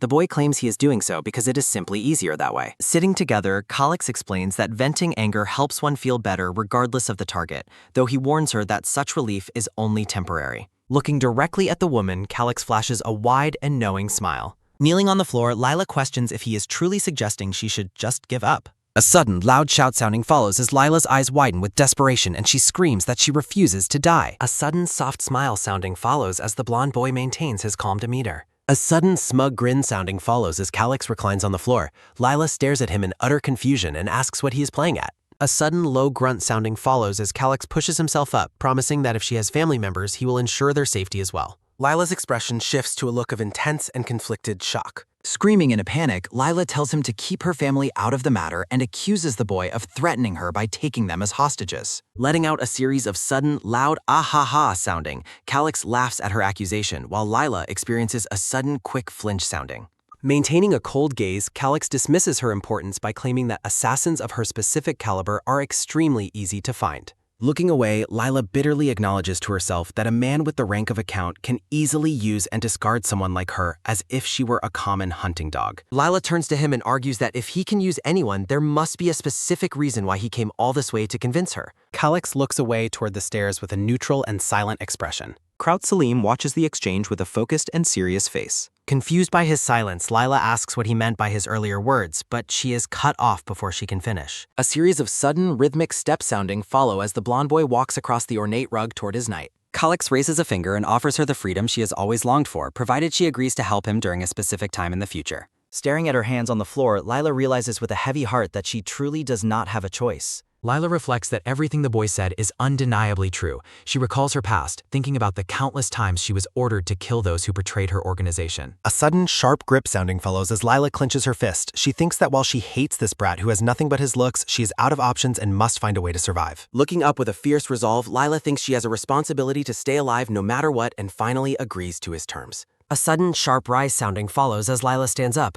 Calix watches her, thinking to himself that one of them is bound to disappear very soon. Grinning, Calix remarks that it finally looks like she is thinking straight. A tiny, annoyed version of the woman stays silent in response. Crossing her arms, Lila firmly states that she does not want to perform any work that falls outside of their specific agreement. Calix thinks wow as he watches Kraut Selim experience a series of sudden, frantic tremble sounding in the background while clutching his sword. A sudden, loud roar sounding follows as Kraut yells at the woman, asking how she dares to speak to Lord Calix so rudely and calling her a cocky wench. A sudden, sharp raise sounding follows as Lila puts her hands up. She tells the knight to calm down, promising to be more polite once the boy is officially her employer. A sudden, sly grin sounding follows as the brown-haired woman teases Kraut, telling him he should try to keep his vow of chivalry. A sudden, sharp grit sounding follows as Kraut trembles with repressed rage. A sudden, crackling bzzzt sounding follows as the knight and the assassin exchange a heated and electrical glare. A sudden, quick turn sounding follows as both the knight and the woman look toward Calix in confusion. Lila's expression becomes serious as she mentions the location known as the Golda Plateau. In a monochromatic memory, Lila explains that there is a task force composed of battle-adept orphans who have gone through rigorous training at the plateau.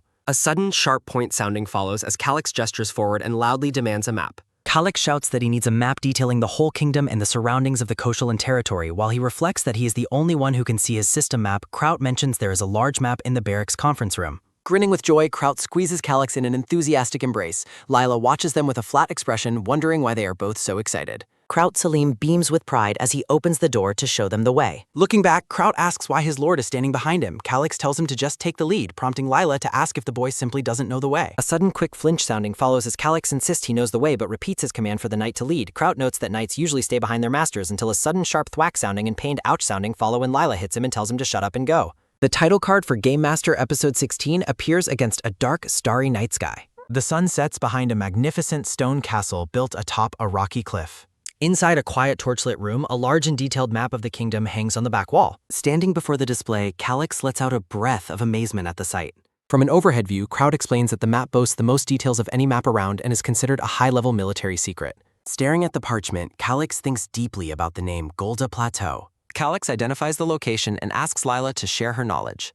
Kraut explains the region's notoriety and the ongoing ownership dispute. Calix's eyes flash with a blue light. Calix recognizes the vassal family involved. The knight confirms his suspicion. Calix questions the map's current accuracy and update frequency. Kraut admits he is unsure. Lila reflects that he recruited her for her expertise. She notes that while the map is outdated, it is mostly correct except for a few recent changes. Calix turns as Lila claims she can find landmarks there with her eyes closed. Ancient ruins hide a secret they seek. Lila looks surprised by the mission scope. Calix urges her to recall her Halsred. Calix asks if there were forbidden places. Lila reacts with a sudden shock. Lila searches her memory for the ruins. Calix analyzes the map's strategic implications. Lila calculates the passage of time since her trainee days. She notes she was in the 6th round and has been in the field for 5 years, making it about 15 years now. Kraut asks when the territory dispute began. Lila notes it started at the same time, about 15 years ago. Lila questions if the knight understands his master's thoughts. Kraut admits he does not. A sudden, sharp grit sounding follows as Kraut's patience wears thin. Kraut yells at the woman for her cocky attitude. Lila screams back, telling him to stop barking. Calix tells them to halt their squabble. He explains that forming an army requires money, making it difficult to suddenly increase a standing army. Lila listens to his economic reasoning. Kraut notes the boy is implying the enemies found money. Lila tells him she didn't ask. Calix links new funding to the misbeant. Calix explains that the money was used to train and dispatch soldiers on secret missions. A sudden, quick flinch sounding follows as Calix mentions Lila's past missions. Lila questions where the money came from and what it has to do with the ruins. A series of sudden, rhythmic steps sounding follow as Calix lectures on mineralogy. Kraut asks if House Koshelin is mining silver in secret. He notes that would be a serious crime. Calix confirms the existence of solder ores. Calix sits and notes that few nobles would actually report finding gold or silver. Kraut is shocked by the boy's knowledge. Calix enjoys his secret insight on Bolva. Lila asks if he intends to fight. A sudden, low tsk sounding follows as Kraut agrees with her assessment. Calix explains that taking an illegal mine by force won't work if they report it to the royals. Kraut suggests reporting them now, but the boy says they wouldn't gain anything. Calix explains that House Stretchen is nearly bankrupt and needs money. Lila asks what his plan is. Calix says the saved money will ebb eager. A sudden, low chuckle sounding follows as Calix points out that illegal gains cannot be reported stolen. Night falls over the quiet Tingdom. The castle stands silent under starlight. Viscount Russell calls for the young Nestor. Russell doubts Kraut's experience and warns of the dangers at the Golda Plateau. Russell urges his lord to reconsider leaving. Calix thinks the man sounds like a grandfather. He notes he would feel safer if the elder came along. A sudden, bright sparkle sounding follows as Kraut is moved by Calix's desire for him to grow stronger. Calix explains why both leaders can't leave. A sudden, fierce glare sounding follows as Russell bids him luck but threatens Kraut with death if his master is harmed. Kraut playfully agrees to the heavy Gurton. Russell smacks the knight for his naivety. A series of sudden, rhythmic steps sounding follow as the party departs. Russell watches them go with great apprehension. Soldiers note the master's fragile health. 2 guards observe the master's climbing. Viscount Russell commands the soldiers to do their best for their lord while they respond with a unified salute and a sudden, sharp shout of "Yes, sir" sounding. As the blonde boy watches the men, he thinks that a weak master wouldn't earn their respect and resolves to make them loyal to him as part of his mission. A dark stone tunnel echoes with a sudden, rushing whoosh sounding. From high above, Kraut Selim looks down into the pit as a rope ladder makes a sudden heavy drop sounding. Clinging to the rope ladder with a lantern in his teeth, Kraut descends as the wood makes a series of sudden rhythmic creak sounding. While more sudden rhythmic creak sounding follow, Kraut tells his lord to be careful and the blonde boy promises he will be. The boy's boots hit the ground with a sudden quick splash sounding while he notes that the waterway leads outside. Looking back at his master, Kraut warns that the path ahead is quite a long distance. A hand lifts a lantern with a sudden quick raise sounding to illuminate the flooded cavern. Kraut urges them to move out while the blonde boy acknowledges the direction with a respectful, "Yes, my lord." 2 soldiers trudge through the dark passage with a sudden rhythmic splash summon. A hooded figure follows the group through the misty underground tunnel. Spotting their destination ahead, Kraut announces that they have finally reached the exit. Gasping for air, Kraut announces they have arrived and the blonde boy sighs in relief. Gripping a massive iron valve with a sudden heavy grit sounding, Kraut complains that the mechanism has become incredibly rusty. Exhausted and sweating, the blonde boy thinks he is lucky the knight noticed the hidden hatch or he would have missed it while a sudden metallic clunk sounding follows. Kraut reaches his hand down to help his lord climb out of the darkness. Their hands meet with a sudden firm pull sounding as the knight hauls the boy upward. The blonde boy stares wide-eyed as he pulls himself into the way. Surveying the dusty, cluttered room, the boy asks where they have ended up. Opening a wooden door with a sudden sharp creak sounding, Kraut explains it is an old abandoned windmill and tells his lord to follow him. The blonde boy stares in shock at the sight waiting outside. Looking down at the courtyard full of wagons and horses, the boy remarks on how much preparation has been done. Smiling brightly, Kraut gestures toward the caravan and invites him to come this way. Walking through the yard with a series of sudden rhythmic steps sounding, the blonde boy tells the knight to stop using his title because they are entering contested territory and his identity must remain secret. Turning back, the boy instructs Kraut to call him young master from now on, to which the knight immediately agrees. Watching the men work, the boy thinks that while they are dressed as merchants, their movements are too clumsy and he needs to make them look more convincing. Correcting himself quickly, Kraut asks his young master what he needs. The boy asks if the knight brought everything he requested, and Kraut hesitantly confirms that he did. Holding his nose against the stench, Kraut displays a pile of filthy rags as a series of sudden, rustling, raggedy-sounding follow. Grinning mischievously at the knight, the boy asks if he would rather be the porter or if he wants to trade places and act as Lila's husband on their honeymoon. Looking horrified, Kraut Selim shouts that his lord should not be sitting next bodily to that assassin woman while she stands silently in the shadows. In the distance, the soldiers continue their work with a sudden low murmur sounding. Two men strain against the weight of a cart as they move supplies across the yard. Glaring down at the knight with a sudden fierce grit siding. The pair stalks away with a series of sudden, heavy steps sounding as the knight remains fuming. Gritting his teeth, Kraut thinks to himself that he was only stating the obvious truth. Approaching the hooded woman, Kraut offers his hand and calls her a lady, but she ignores him. Rejecting his help with a sudden, sharp slap sounding, the brown-haired woman tells him not to call her that and demands he get out of her way. Kraut tells her to just move aside while the blonde boy watches and thinks, wow, in disbelief. The woman huffs with a sudden, sharp humph sounding as she pushes past the stunned knight. Kraut seethes with suppressed rage as he glares after her. The blonde boy reflects that rival factions often form and fight each other until one person dies or leaves their master's service. Looking up at the starry sky, the boy wonders if this world is more than a game and might be a divine reflection of reality. Watching Lila from afar, the boy thinks the best solution is for her to prove herself and considers helping her secretly. Kraut then informs him that they are ready to depart. The boy notes they must put distance between themselves and the castle before sunrise, and the knight acknowledges the command. Kraut gives final instructions to the men as a sudden, loud jabber sounding fills the night air. The long line of wagons winds through the dark forest trail under the moonlight. A small campfire crackles in the night as two travelers share a quiet moment by the flames. The caravan continues its journey through the dense woods as the morning light breaks through the trees. Calix walks through a bustling town market and approaches a vendor selling fresh millings. Resting on a bench, Calix waves a friendly goodbye to the villagers as they pass by. The caravan of heavily laden wagons rolls through the valley as their long journey begins. As night falls, two travelers relax by a small campfire in a quiet forest clearing. Kraut informs his master that they have finally passed the last of the frontier villages. Calix asks for confirmation of their location. Calix quietly acknowledges the situation as he stares thoughtfully into the flickering flames. The vast, star-filled night sky stretches out over the traveling party. Morning light breaks through the clouds, signaling the start of a new day. A cooking pot hangs over the remains of the morning fire as the group prepares to depart. Calix steals his resolve, his expression hardening as they approach more dangerous territory. Leading the charge, Calix commands his knights to move out with a sudden, sharp shout. A wooden wagon wheel turns over the rough terrain with a sudden, rhythmic rattle sounding. The long line of wagons snakes through the dense pine forest under the morning sun. Kraut looks out at the horizon, his face tight with concern for what lies ahead. Spotting something interesting, Calix dashes forward with an excited exclamation. A scout rushes back to report the discovery of a forest Sasquatch camp just had. Kraut is shocked to learn the camp contains at least 5 mudhouts. Calix turns to Kraut and demands to be taken up into the trees to see the camp for himself. Kraut grins at the request, clearly enjoying the young master's sudden burst of initiative. Kraut prepares to lift his master with a sudden quick crouch sounding followed by a sudden firm grab sounding. He launches them both upward with a sudden rushing whoosh sounder. Their weight settles on a high branch with a sudden heavy land sobbing. Calix shades his eyes, scanning the clearing ahead from his high vantage point. From above, the group spots the primitive camp nestled in the center of the woods. The monster's jaw snaps shut on a piece of bone with a sudden sharp crunch sounding. Massive, ape-like monsters patrol the clearing near poles decorated with animal skulls. Observing a scarred monster, Calix warns that these creatures will be difficult to take down. Calix asks for a plan of action to handle the looming threat.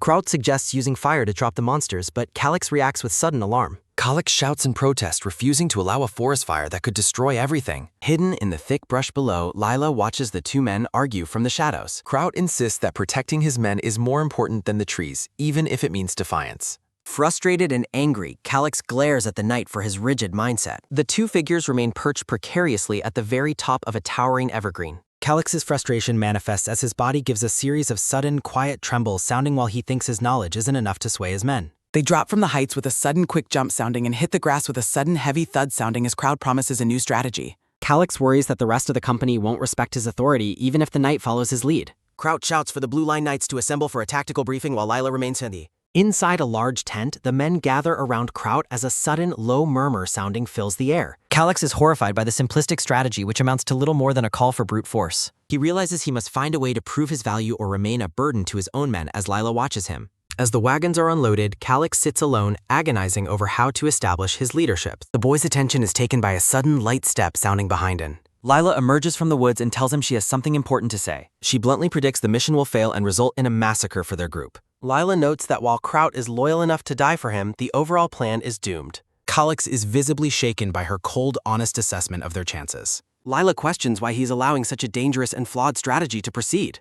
Calyx lets out a sudden, long sigh sounding as he admits he is struggling to gain his subordinates' respect. Lila looks at him silently, her gaze revealing nothing of her true thoughts. Calyx looks intensely into Talny. Lila explains that Sasquatches are protective of their young and will sacrifice the males to allow the females and children to escape. Savage Monster's eyes glow. Calyx acknowledges the difficulty and asks for her proposal. Lila notes his lack of reaction before asking for a moment to inquire about something. Lila confirms safe passage is their only goal, and Calyx agrees they aren't looking for a massacre. Lila suggests they must prove the monster's hideout is vulnerable to force a change in their behavior. Lila outlines a plan for a distraction while a decoy charges into the center of the camp. Lila concludes this will ensure their safety, while Calyx realizes he had considered a similar but less effective tactic. Calyx asks who would be brave enough to volunteer for such a perilous infiltration. Lila's intense silent stare. Calyx warns the mission is suicidal, but Lila firmly declares she will be the one to do it. Calyx's expression of utter confusion. Lila points confidently at herself. The woman's expression remains serious. Calyx argues she shouldn't risk her life, but Lila mentions a special herb that can mask her scent from the monsters. Lila remarks on the boy's startling change in character as a sudden sharp cough sounding interrupts her. Choking on his words, the blonde boy suffers through a sudden series of heavy coughs sounding as Lila asks if he is all right. He then praises her plan's potential for success. Calyx hides his sudden Amerzwet. Lila boasts of her intimate knowledge of the terrain, claiming she has played in these woods since childhood. Calyx questions her motives for providing such significant assistance. Lila looks at him surprised. Calyx reflects that while total trust is impossible, he currently has no reason to doubt her. The woman gives a nod, shouting. Calyx accepts her help and prepares to ask a final, crucial question. Pointing toward the distant mountains with a sudden, soft shuffle sounding, Calyx directs her attention to the horizon. Calyx warns her to always expect more monsters than are Hizabal. Lila agrees, noting that the hunters in the pack will inevitably return to join any fray. Calyx asks about their ravel. Lila points toward a specific clearing, explaining the monsters frequent a nearby goblin camp to hunt for food. The path ahead stays quiet.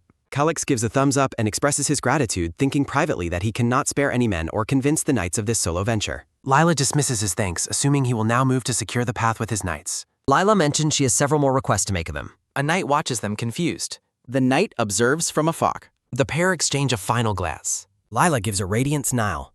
Calyx is stunned by her. Lila tells him to wait as she reaches for his face with a sudden gentle reach sounding, while the boy gives a sudden sharp flinch sounding. Touching his cheek with a sudden rhythmic badoom sounding, Lila leans in close to the blushing boy. A sudden rhythmic badoom sounding follows as the boy stares at her. Calyx's pulse gives a sudden rhythmic badoom sounding. The flustered boy wonders what she is doing. The boy turns swish sounding. Calyx is left trembling and confused as he asks what is happening.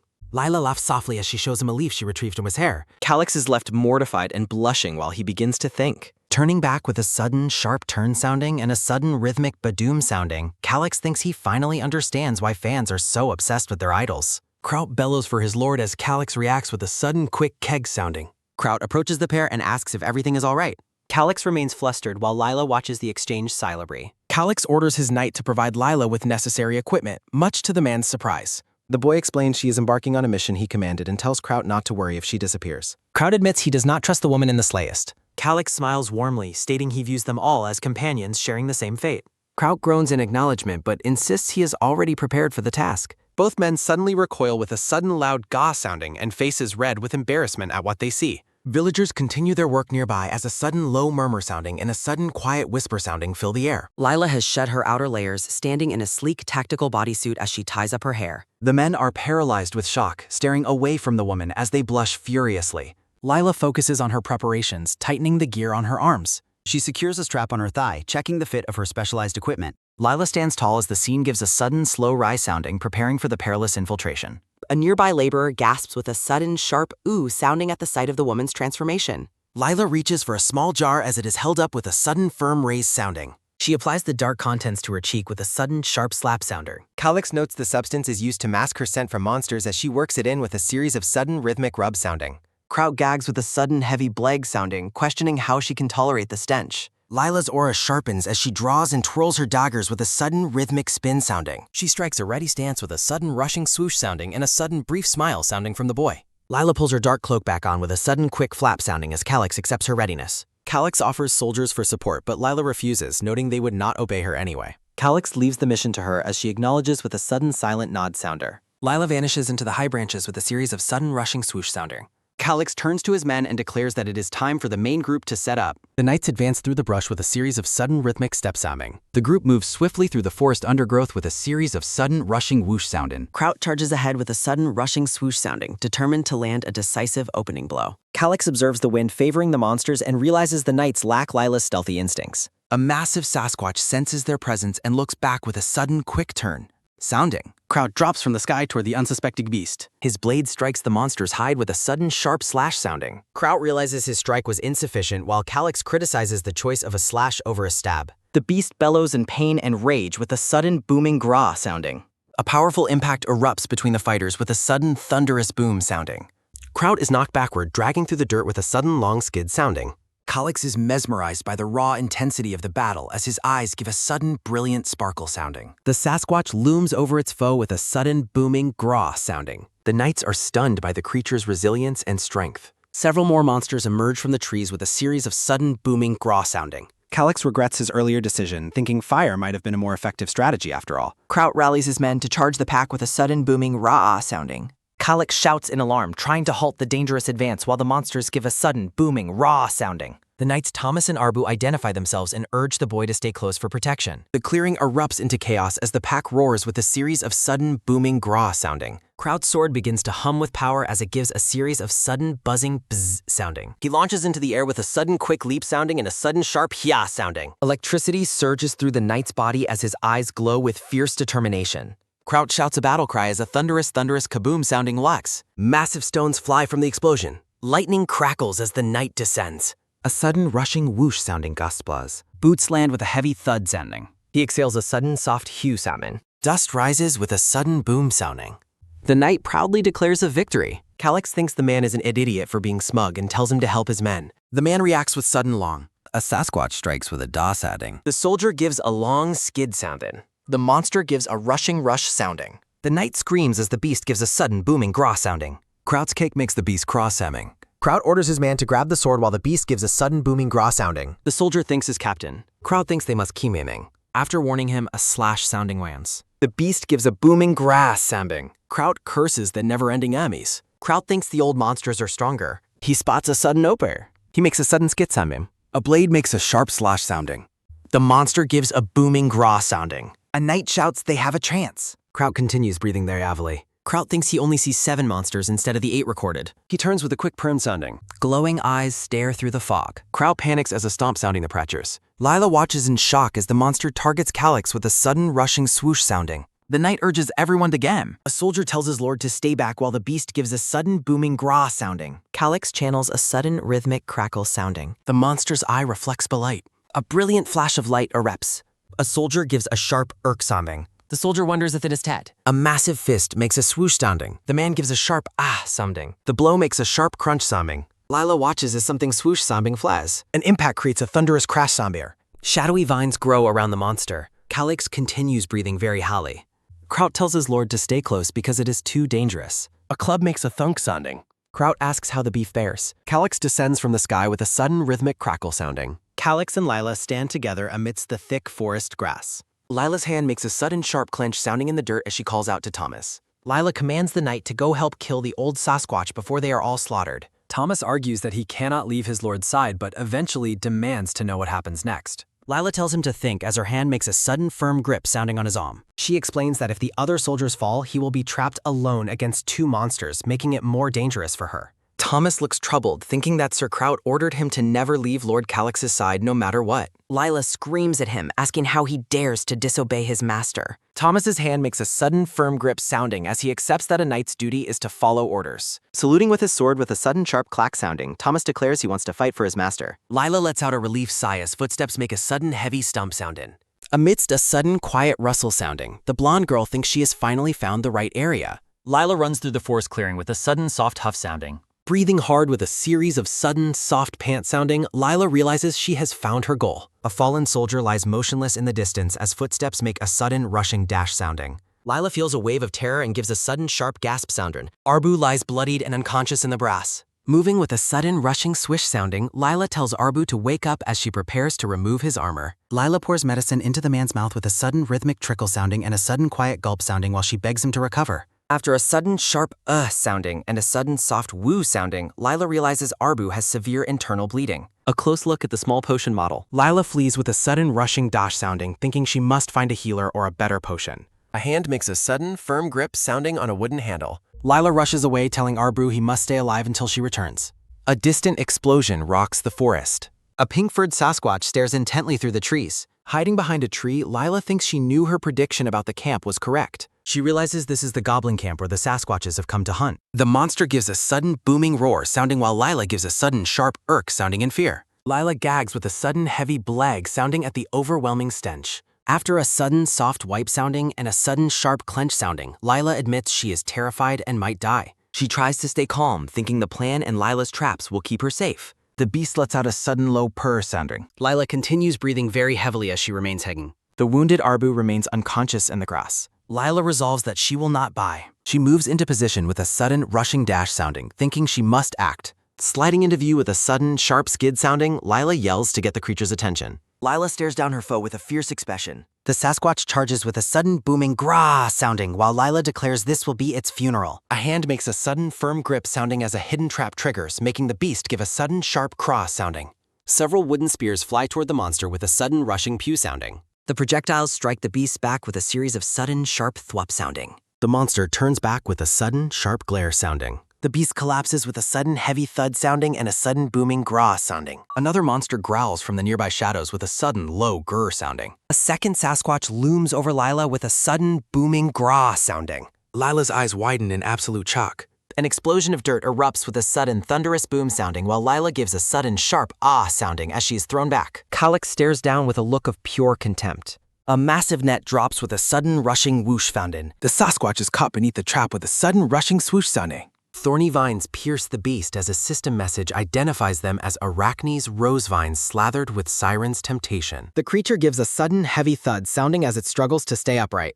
Calyx catches his breath while the system explains that the Siren's temptation has a powerful tranquilizing effect on monsters. He stands over the fallen beast, noting that his plan worked perfectly. With a sudden sharp shing sounding, the blonde boy draws his fort. He raises the blade high, preparing to end the fight once and for all. He plunges the sword into the monster's head with a sudden sharp stab sounding and a sudden booming crowar sounding. His hands shake with a sudden rhythmic shudder sounding as he feels the blade crack through bone. Blood sprays across the clearing with a sudden heavy splatter sobbing. Covered in gore, Calyx gags with a sudden sharp irk sounding and admits the sight is disgusting. Standing over the corpse, he reflects on the horror of taking a life with his own hands. He is deeply unsettled by the bloody reality of his actions. Looking back at the battlefield, he realizes taking down a Class 4 monster was easier than expected. A sudden, quiet rustle sounding from the trees catches his attention. A blinding light erupts with a sudden sharp slash sounding. His heart pounds with a sudden rhythmic thump sounding as a dark realization sets in. A sudden, sharp slash sounding hits a nearby soldier, sending blood flying.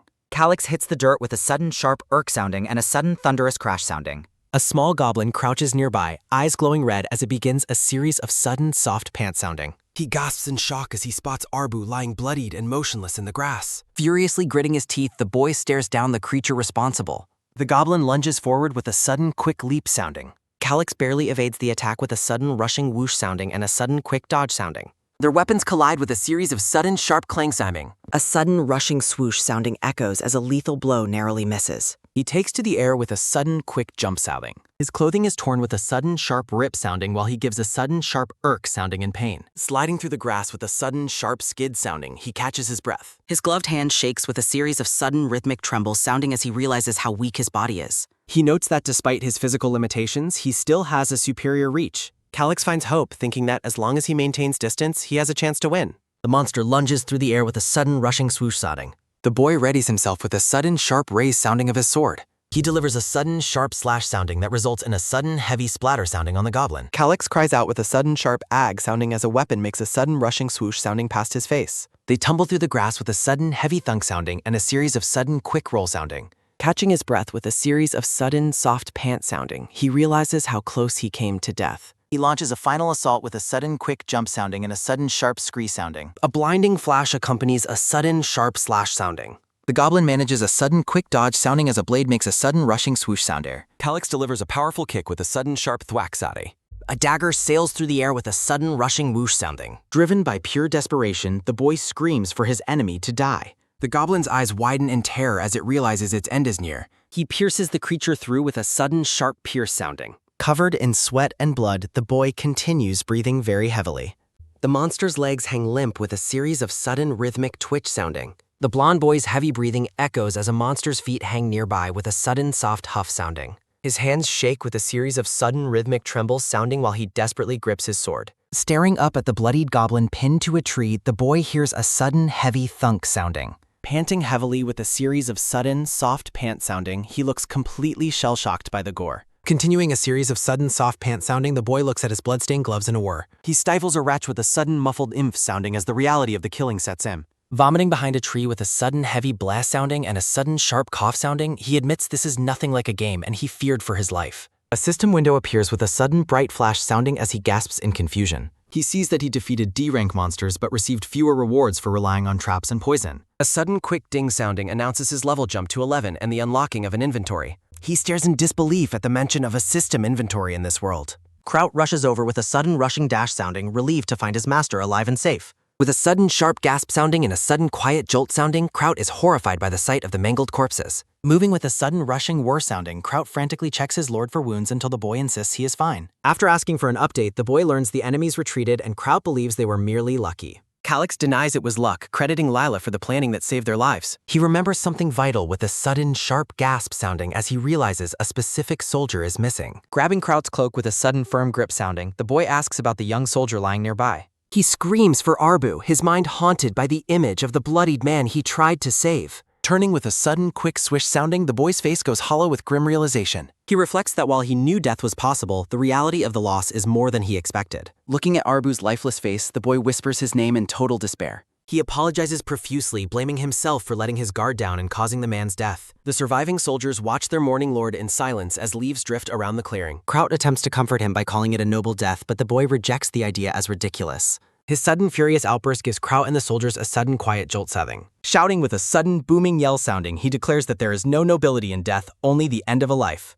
Kraut notes that it is the boy's first time losing a subordinate and understands his deep emotional pain. He sinks to the ground, giving a sudden soft sigh sounding while staring at his fallen comrade. The soldiers solemnly wrap Arbu's body in white cloth to prepare him for the long journey back home. His jaw shakes with a series of sudden rhythmic trembles sounding as he tries to hold back his tears. Kraut lists the casualties as 3 dead and 11 injured, noting it could have been far worse. The boy remains curled on the grass in total pain silence. He thinks that if he had shared his knowledge better, no one would have had to die for him. A gloved hand makes a sudden firm clench sounding in the dirt out of pure frustration. He lets out a final, agonizing scream of fury and regret. The soldiers give a sudden, quiet jolt sounding as they witness their master's raw, unfiltered anguish. He asks the knight what they do with the bodies of fallen comrades after a mission. Kraut confirms that unless they are forced otherwise, they always take the bodies back with them. Turning with a sudden, quick swish sounding, the boy demands that they do so. Kraut turns with a sudden, quick swish sounding to give the order to the waiting soldiers. A sudden, sharp boom sounding accompanies Kraut's shock as the soldiers begin to weep openly. Wiping tears with a sudden soft sniff sounding, the men are deeply moved by a lord who truly values their lives. They vow to protect him with their lives, their faces full of newfound and absolute resolve. Kraut stares in amazement at the emotional display of his subordinates.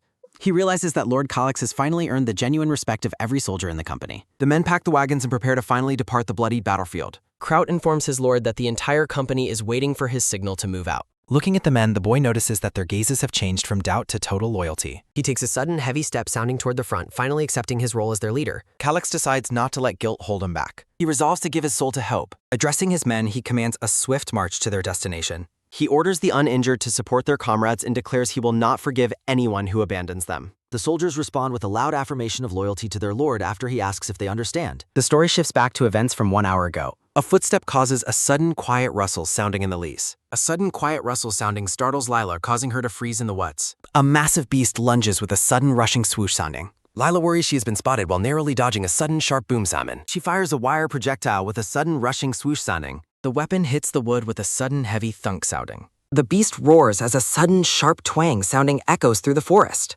Lila realizes she must hurry after a sudden rushing whoosh sounding and a sudden heavy thunk sounding. A wire wraps around a branch with a sudden quick twirl sounding. She leaps from a branch with a sudden rushing swoosh sounding and a sudden sharp step sounding. She hits the ground with a sudden heavy landing sounding and a sudden booming gra sounding. Heavy footsteps approach with a series of sudden rhythmic stomp sounding. A monster roars with a sudden booming crowar sounding and a series of sudden rhythmic stomp sounding. Projectiles fly with a sudden sharp pew sounding and a sudden sharp twang sounding as the beast cries out and its movement makes a sudden sharp creak sounding. Lila notes that her plan worked perfectly. Lila thinks her moment has arrived while the beast makes a series of sudden, quiet sneak sounding and a sudden, heavy slump sounding. The creature gives a sudden, rhythmic shudder sounding. The beast reaches out with a sudden, sharp grab sounding. The monster pulls against the wires with a sudden, sharp crush sounding. Lila is shocked by the monster's strength. A tense moment of stillness follows. The massive ape monster strikes down at Livot. She dodges the attack with a sudden, quick leap sounding. Lila prepares a counterattack midair. Her eye focuses with a sudden, quick spin sounder. She swings through the air with a sudden, rushing swoosh sounding. The monster is dazed by a series of sudden, quick whip sounding. A wire catches the beast's neck with a sudden sharp pull sounding and a sudden booming crowar sounding. The wire tightens with a sudden, sharp creak sounding. Lila lets out a breath of relief that it was a close call. Lila reflects that the rope made of braided tendons is too thin for the beast to grip as it gives a sudden booming gra sounding and a series of sudden rhythmic twitch sounding. The monster roars with a sudden booming gra sounding and a sudden booming ra sounding. She tells the monster there is no use in pursuing her while the trap becomes a sudden, sharp, tight sounding. The tree begins to break with a sudden, sharp twang sounding and a series of sudden, sharp crack sounding. Lila realizes the monster is trying to push the entire tree down. She draws a syringe with a sudden, sharp pull sounding. Lila realizes she must hurry as she moves with a sudden, quick dash sounding. A massive hand misses with a sudden, rushing swoosh sounding.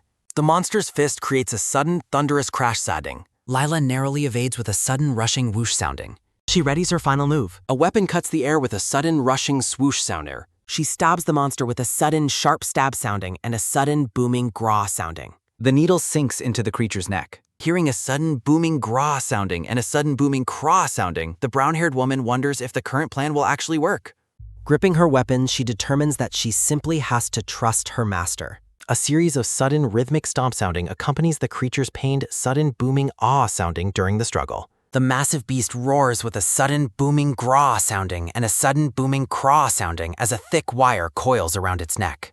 The immense force causes a sudden, sharp snap sounding as the tree trunk breaks apart. Staring in horror, the woman cries out in panic as she watches the massive tree fall. The beast unleashes a sudden booming raw sounding and a sudden booming raw sounding and a final display of power. Its eye rolls back with a sudden quick roll sounding as a final sudden booming raw sounding fades into a question. The massive creature collapses with a sudden heavy thwump sounding. Lila looks on in total shock, admitting she didn't expect the strategy to be successful. Walking through the woods, she admits the boy is more skilled with poison than she is and wonders how he changed so drastically in a single night as a bloody syringe falls with a sudden, sharp splot sounding. She reflects that despite spying on him for a year, the current version of the boy is nothing like the Calix Chechen she once knew. She uses a cloth to perform a series of sudden, rhythmic wipe sounding on her bloodstained hands. A moment of quiet, pained introspection follows. Light filters through the forest canopy as Lila prepares for the journey ahead.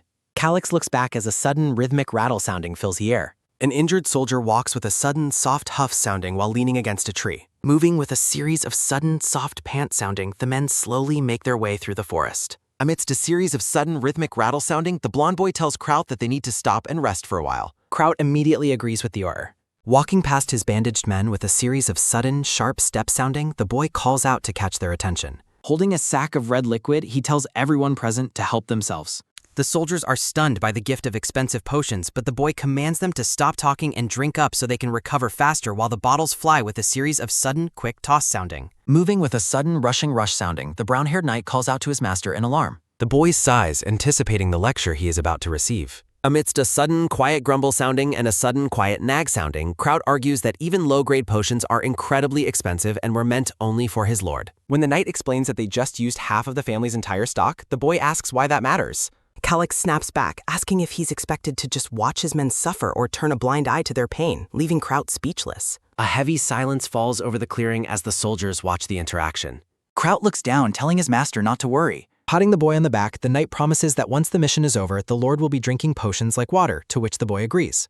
He looks up at his loyal knight in a moment of mutual respect. With a sudden, quiet bow sounding, the company of soldiers shows their profound gratitude to their master. The blonde boy is moved by their display of loyalty. Kraut looks ahead with pride, commanding everyone to move out while the men respond with a loud affirmation. The boy tells the smiling Kraut to go away and stop grinning while flowers seem to bloom with a series of sudden, quiet smile sounding. He climbs into the wagon with a sudden, heavy plop sounding and a sudden, quick ding sounding, letting out a soft grunt. A sudden, bright flash sounding accompanies his confusion as a blue window appears before him. A system notification announces that his approval rating has jumped from 14 to 18%. He lets out a sudden, quiet chuckle, sounding of pure satisfaction. The wagon moves forward with a sudden rhythmic rattle sounding. A series of sudden, rhythmic rattle-sounding echoes as the convoy travels deep into the woods. Feet move with a series of sudden, sharp steps sounding across the forest floor. Looking focused, the blonde boy announces that they have finally reached their destination. The long line of wagons comes to a halt in a large clearing. Jumping down with a sudden light hop sounding, he confirms their arrival while Kraut asks if anything is wrong.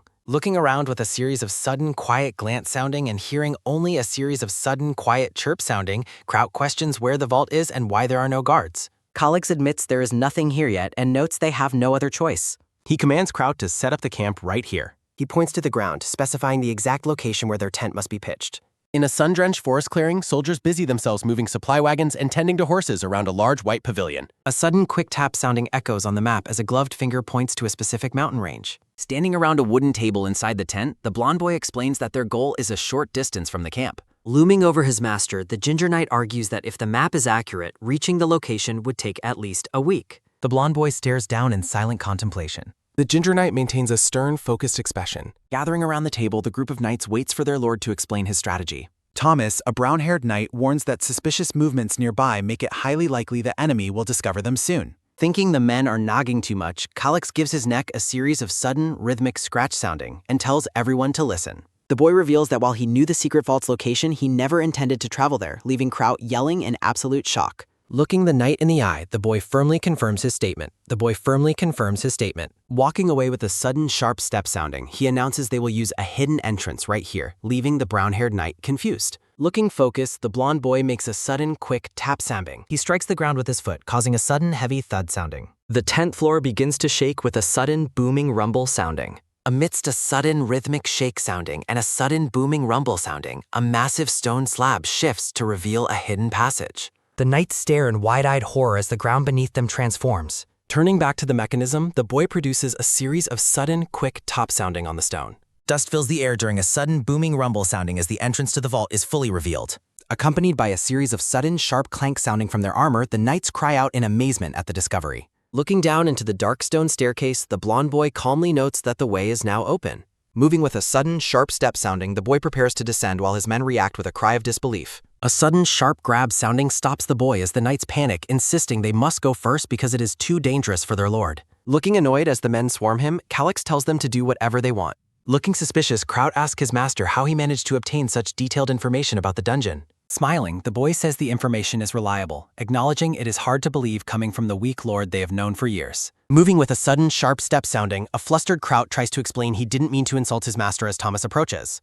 Looking impressed, Thomas notes that they serve a master who genuinely cares for even his lowest-ranking soldiers. Inspired by the master's kindness, the other soldiers cheer their devotion to their lord. Lila reflects that there is no greater honor for these men than dying for a cause they believe in. The Ginger Knight is visibly moved by the overwhelming display of loyalty from the men. Looking down, the blonde boy asks why they are so willing to risk their lives for someone like him. Thomas gives a sudden rhythmic grin sounding, telling the boy it is because of his impressive inner strength. The blonde boy stares at his men in stunned silence, clearly touched by their words. Hearing a sudden pained sob sounding and a sudden soft sounding, Kalex asks if Kraut is crying, to which the knight admits he is just proud. The boy commands everyone to hurry because their comrades are still fighting for their lives, and the soldiers respond with a loud affirmation. The Ginger Knight looks down with a bead of sweat on his forehead as they prepare to enter the passage. Kalex walks forward, his eyes fixed on the mission to hack.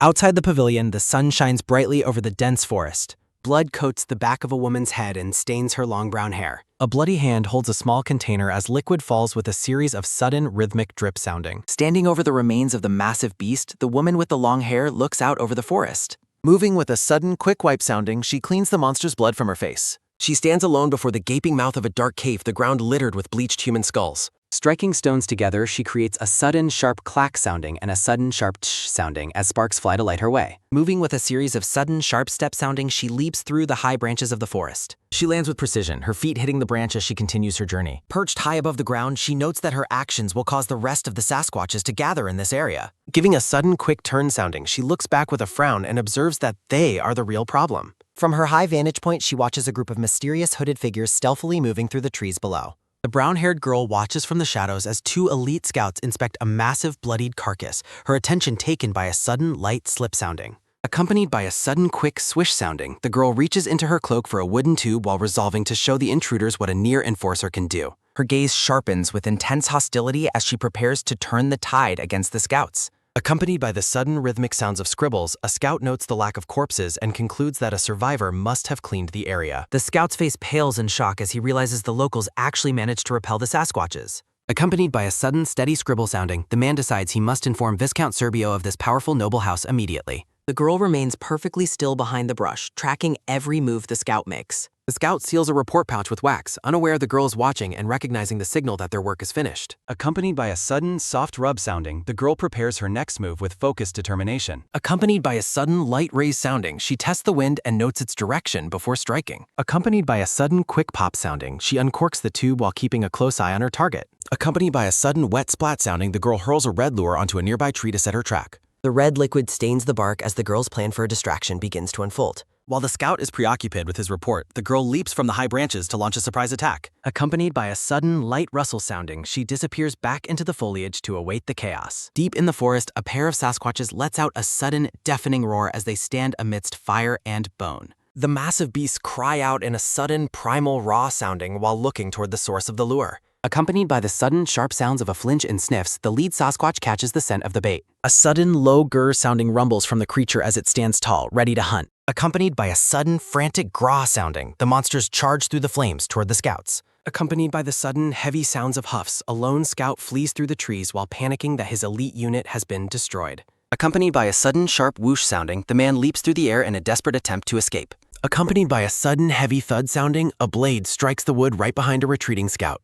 Accompanied by a sudden, labored pant sounding, the man hides behind a trunk and wonders if he has finally lost his pursuer. Accompanied by a sudden, sharp stab sounding, a sword pierces straight through the tree and the scout's chest. Accompanied by a sudden, soft huff sounding, the bloodied blade is retracted as the scout's life fades. The dying man looks back in terror and gasps out a final question about the identity of his killer.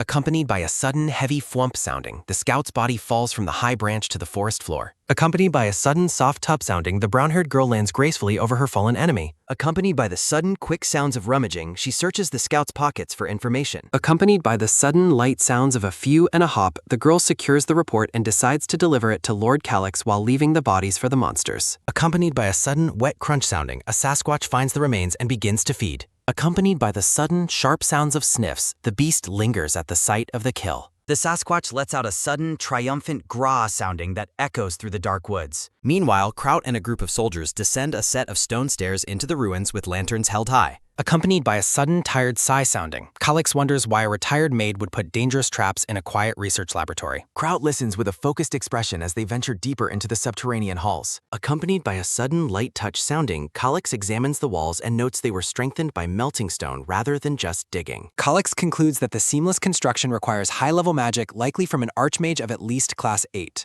Kraut reflects that Calix's insight makes him a natural leader for this investigation. The blonde boy offers a subtle, knowing smile as they reach the bottom of the stairs. Kraut suddenly calls out to his master as they enter a new chamber. The group discovers a massive, columned hall with a lone table sitting at the center of the dark space. Kraut barks out orders for Thomas to guard Lord Calix while the rest of the soldiers spread out to search the ruins. Calix grabs Kraut's cloak and asks for a promise to use any mid-grade potions they find to help the injured soldiers. Accompanied by a sudden, heavy sit sounding, Calix makes himself comfortable on a stone throne and celebrates the successful find. Kraut asks how House Koechlin could have possibly found such hidden ruins on their own. Calix looks thoughtful and suggests that perhaps the other house received a secret tip from an outside source. Accompanied by a sudden, sharp jolt sounding, Kraut mentions they even acquired a magic crystal ball to open the secret vault. Calix recalls the defensive magic at the entrance and notes how it must have weakened over the long years of abandonment. The blonde boy answers that Serbio Koechlin serves Marquis Antonio. After Calix notes the safety of the ruins, the Ginger Knight returns with a crate of mid-grade potions. Moving with a sudden rushing rush sounding, the knight hands out the expensive gifts to his cheering men.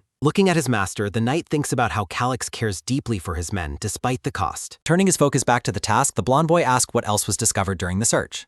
He reviews a collection of magic gemstones, herbs, and crystals alongside several enchanted accessories found on the table. The Ginger Knight reports that, unfortunately, none of the artifacts they found were particularly valuable. Scanning the area with a series of sudden, quiet glance sounding, Calix suspects a powerful artifact is hidden nearby.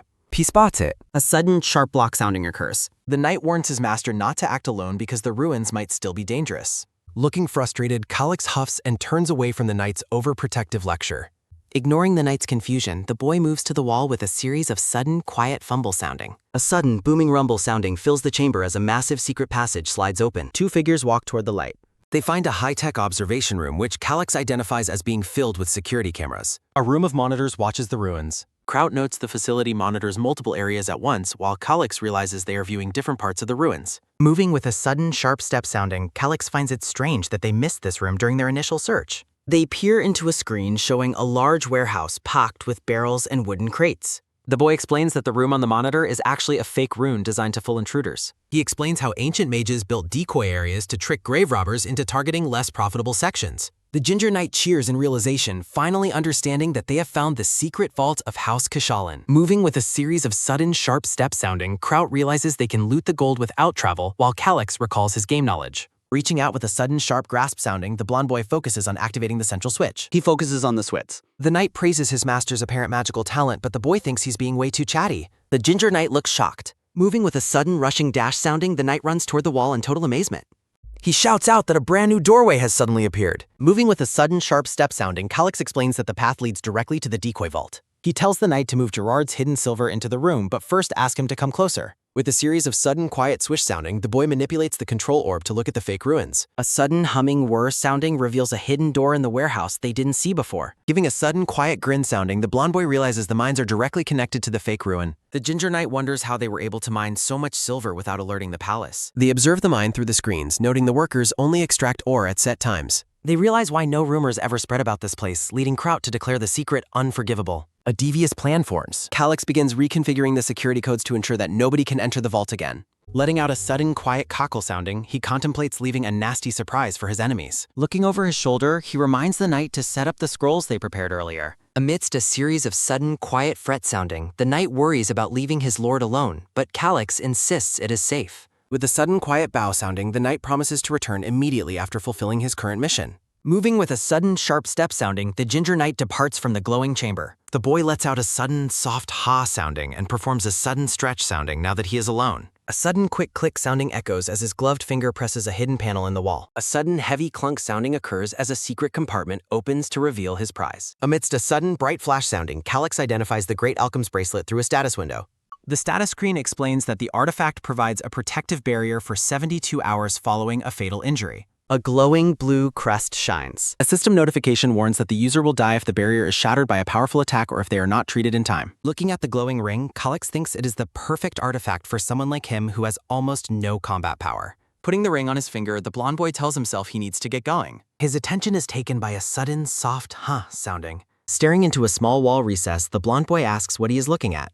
Looking at the glowing inscriptions, the boy notes that he can't read the rest, but finds it odd that he recognizes part of a language he's never seen. Calyx reflects on the name Hecatria, remembering it from the game as the goddess who granted magic to humanity. Touching the wall with a sudden quiet touch sounding and a sudden sharp crackle sounding, he wonders if the new text has something to do with his presence. Light surges with sudden plunning.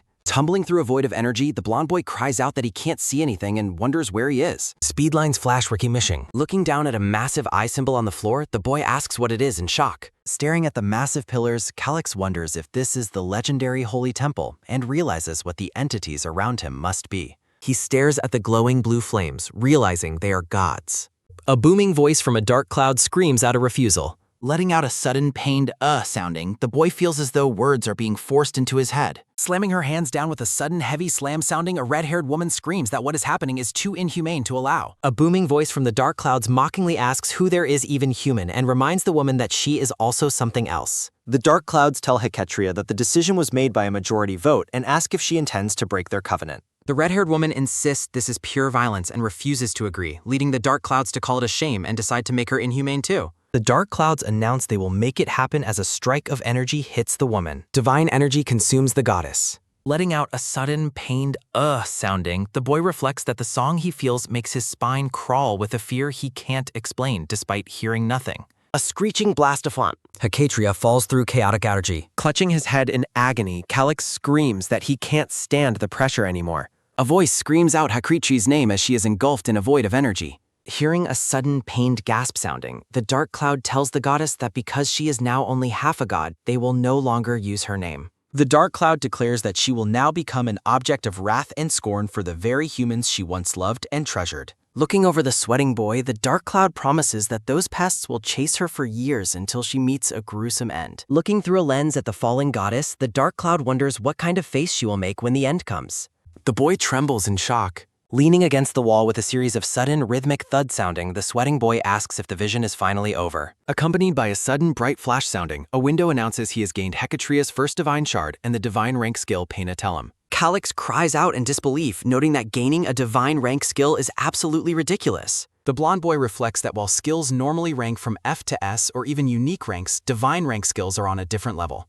He notes that divine rank skills are different from everything else he knows. A display explains that divine rank skills are unique to demigods of class 10 and become their very identity, marking the only way to reach that level. Hearing a sudden, quiet hum sounding, the boy notices another notification appearing before him. Hearing a sudden, sharp ring sounding, the boy reads that the divine shard has been absorbed, raising his soul level to 18 and his max level to 43. Calix realizes that Hecaria must be the goddess who sent him to this world and notes that only divine-grade skills can harm a god. He wonders if this makes him the avatar of the goddess Hecatria and if his ultimate mission is to kill the other gods. Beads of sweat roll down. A small smirk forms as he lets out a sudden, soft ha sounding. Letting out a sudden rhythmic laugh sounding, the boy realizes he has found the ultimate goal of his current playthrough. Letting out a sudden, soft sigh sounding and a sudden, soft woo sounding, he admits he hates being treated like a pawn but accepts the path. A devious plan takes shape. Turning back, Calix asks Kraut if everything has been moved, and the flustered knight tells him not to be too shocked. A single question remains unanswered. The blonde boy looks back in wide-eyed surprise. Staring at the massive hoard, the ginger knight notes the sheer volume of wealth will take significant time to clear. Soldiers struggle to lift a heavy chest as Kraut estimates it contains at least 30,000 gold. Letting out a sudden, soft hee-hee sounding, Calix grins and admits the haul exceeds his expectations. The ginger knight excitedly reveals hundreds of crates filled with silver worth over 100,000 gold. Watching the men work, the knight notes they lack the numbers to transport everything back to the estate. Calix smirks to himself, thinking that having too much money is a good problem to have. He looks over the glimmering treasure with a thoughtful expression. A memory flashes back to a sudden, heavy thwoomp sounding as Calix stood over a slain beast pinned to a tree. A system notification appears as the boy realizes he has unlocked a personal inventory after leveling up. Letting out a sudden, soft hee-hee sounding, he plans to gather everything into his inventory while the knight looks on in confusion. Accompanied by a sudden, quick wink sounding, Calix gives a thumbs up and tells Kraut to move the crates closer. Kraut confirms that all the treasures have been brought forward as requested. Calix looks ready to execute his secret plan now that the room is full. The ginger knight nods as he wonders what his lord intends to do with all these supplies. Kraut points and gives orders to the other soldiers in the room. Calix contemplates coming up with an excuse rather than explaining his mysterious game abilities to the men. Kraut notes that everyone else has departed and asks how their remaining crates will be moved. Showing off his wrist, the boy claims he found a top-grade subspace bracelet capable of holding everything. A sudden booming dun sounding accompanies the knight's total shock at the discovery of such an artifact. Letting out a sudden, quiet shh sounding, Calix insists they keep it a secret while Kraut promises to stand guard. A sudden, rushing dash sounding occurs as the knight hurries out to keep watch for his lord. The blonde boy's eye glows with a magical intensity as he focuses on his power. Accompanied by a sudden bright flash sounding, Calix visualizes his inventory screen to begin the loot transfer. A sudden low vim sounding confirms that the system interface has successfully activated. Moving with a sudden soft swoosh sounding, he prepares to transfer the items just like in his previous game life. A sudden soft swoosh sounding marks the moment a crate begins to dissolve into energy. A sudden sharp ding sounding signals that the first silver ingot has been successfully stored in his interface. Letting out a sudden, rhythmic mwahaha sounding, Calix gleefully watches as piles of treasure fly into his inventory. A sudden metallic jingle sounding accompanies his thought that a full wallet is the ultimate confidence booster. He turns away from the now empty vault, satisfied with his ASIC haul. A sudden heavy step sounding echoes as Calix begins his ascent out of the ruins. The boy steps out from the darkness into the bright daylight of the surface. Kraut and the gathered soldiers stand ready to depart the area. Looking around the camp, the boy's expression turns serious as he realizes someone is missing. He asks the knight if Lila has returned it. Kraut admits they haven't seen her and wonders if the woman he never trusted has betrayed them. The blonde boy calls out the knight's name with a stern, reprimanding expression. He asks if Kraut still believes the monster retreat was merely a coincidence. The ginger knight flinches as he begins to understand the truth behind the earlier events. Calix continues to explain the reality of the situation they are facing. Kraut is horrified to realize she attacked the enemy hideout alone, calling it a suicide mission. Shouting with emotion, the knight admits that despite his mistrust, he never wanted her to die. Letting out a sudden, tired sigh sounding, Calix reminds him of his previous warnings while Kraut acknowledges his lord was right. The knight looks downcast, concluding that something terrible must have happened to her. Looking determined, Calix declares that it is now their responsibility to go and save her. He turns to the soldiers and asks for their agreement on the rescue mission. A sudden loud shout sounding erupts as Kraut pledges his absolute loyalty to the command. Calix feels a sudden, sharp jolt sounding at the intensity of their response. The soldiers roar their readiness to follow their lord into battle. Kraut regrets his lack of contribution. The Ginger Knight vows responsibility. Calix instructs Kraut to select his fastest men for a specialized unit while the rest of the troops wait in the chamber. Calix considers whether the Sasquatch leader or Lila's former shadow unit is responsible for her disappearance. The blonde boy determines the Sasquatches are the culprits since the shadow unit is unaware of them. Calix recalls Lila's promise to hide their trail and worries about finding her as the soldiers talk nearby. A magical blue eye glows intensely. Kraut asks for their next move and Calix turns to ask if the subordinates have been chosen. Calix declares they will find the Sasquatch leader and avenge their fallen soldiers with a dark smile. Accompanied by a sudden, soft pass sounding, Calix hands over herbs and instructs the confused knight to coat their weapons. Calix sharply orders Kraut to stop doubting and obey, leading the Ginger Knight to pledge his absolute loyalty. The boy stares with grim determination. Looking at the cave, Calix notes only females remain while the males hunt or pursue Lila. Hiding in the brush, Calix explains that taking the cave will lure the males back, allowing them to track Lilac. Calix looks down while the knight expresses concern regarding the immense strength of their Sasquatch targets. Calix grins as he explains the potency of the poison while Kraut examines his glowing blade. A heavy boot stomps the ground. Monstrous Sasquatches charge into more. Shouting for the enemy to approach, Kraut and the soldiers charge forward with lightning-charged blades. A sudden, loud kaboom-sounding erupts. Hearing a sudden heavy stomp sounding, Calix tells Thomas to hide so they can follow the male Sasquatch. Rhythmic heavy stomps echo through Bachmas. Giant feet trample the forest floor. Accompanied by a sudden, sharp spring sound, Calix and the soldier dash after the monsters enter the cave. Hearing a sudden rhythmic step sounding, the duo notes how easily the panicked monster's tracks can be followed.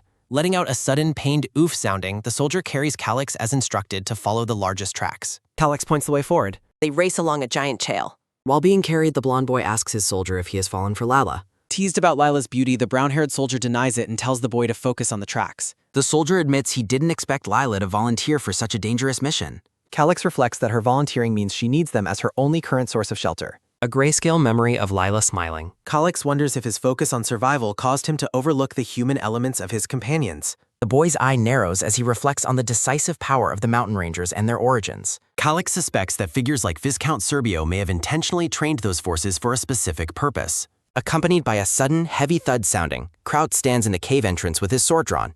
Letting out a sudden, tired pew sounding, the Ginger Knight expresses relief at their victory. The soldiers report their success to Kraut, praising the incredible effectiveness of the poison Lord Calix provided. Accompanied by a sudden, quick turn sounding, Kraut orders his men to stop standing around and help Calix. Accompanied by a sudden, rushing dash sounding, the knight prays for his lord's safety while acknowledging his deep respect. A bloody hand grips the grass. Calix and his soldier are off. A loud shout rings out as the duo finds Lila collapsed on the ground before two large wolves. Accompanied by a sudden, soft swoosh sounding, the soldier and the blonde boy leap to defend the woman. Accompanied by a sudden, sharp slash sounding, the soldier shouts for the wolves to get away from Lila. Rushing to her side, Calix desperately tries to wake the unconscious woman. Accompanied by a sudden, sharp pop sounding, Calix realizes her wounds are severe and applies a mid-level potion.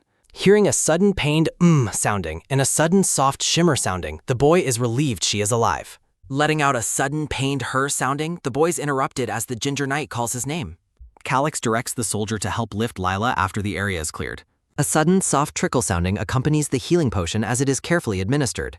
A sudden, quiet woo sounding signals Lila's return to consciousness. Hearing a sudden, soft pew sounding, the blonde boy and the soldier share a look of deep relief. Looking frantic, the brown-haired soldier calls out to Elord. Calix smiles warmly, noting the soldier's perfect timing. A week has passed at the impressive Stretchen Castle. Accompanied by a sudden rhythmic huff sounding and a sudden heavy step sounding, Calix continues his physical training. Hearing a sudden rhythmic pant sounding, the blonde boy evaluates his progress, noting he is level 18 while the average adult is 20. From the castle entrance, Kraut and the soldier observe their lord's improved endurance. The men discuss how much Calix has changed since the expedition, speculating about expensive remedies. Accompanied by a sudden quick flick sounding and a sudden soft hee-hee sounding and a sudden heavy step sounding. Hearing a sudden heavy step sounding, the blonde boy's eyes glow with a fierce, determined energy. Kraut insists there is no rush for the lord to return to duties until he is fully recovered. Moving with a sudden, soft swish sounding, Calix informs the soldier of his plan to visit the Mage Tower. The brown-haired soldier acknowledges the command with a steady gaze.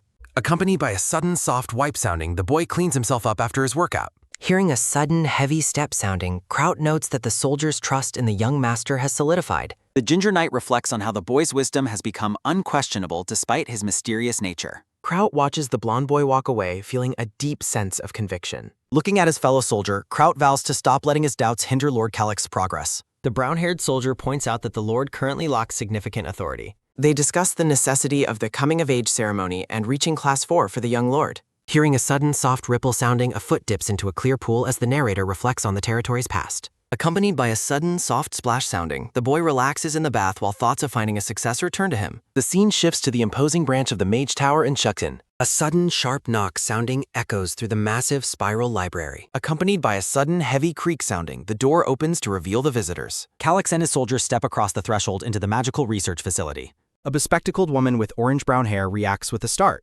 Accompanied by a sudden bright beam sounding and a sudden firm grab sounding, she excitedly welcomes the handsome duo. Letting out a sudden heavy thwump sounding, she pushes them toward seats while the soldier expresses confusion. Calix notes the refreshing lack of social etiquette among mages as she bustles about.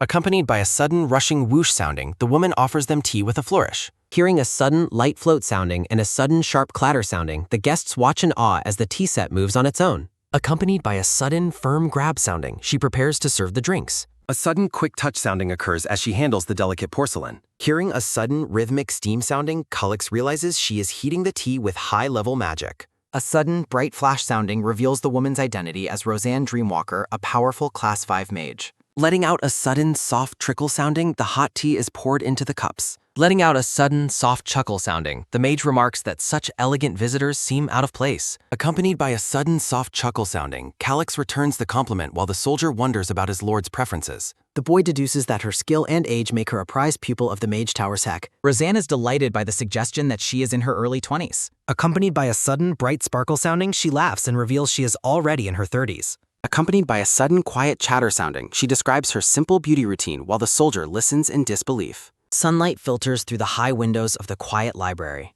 Accompanied by a sudden soft wipe sounding, the soldier is relieved they are finally discussing business. Calix states his intention to purchase explosion scrolls. The orange-haired mage reacts with visible surprise. The blonde boy maintains a steady, confident expression. Delighted by his appearance, Roseanne offers a generous discount. Calix politely demurs while his soldier marvels at how easily they saved Old. Roseanne defends her authority despite her modest surroundings while the soldier suspects she has an inferiority complex. The mage mentions a favor, prompting Calix to invite her to speak. Calix warns her that his request will not be easy to fulfill. The boy's intense gaze underscores his seriousness. Roseanne appears increasingly unsettled by the turn in conversation.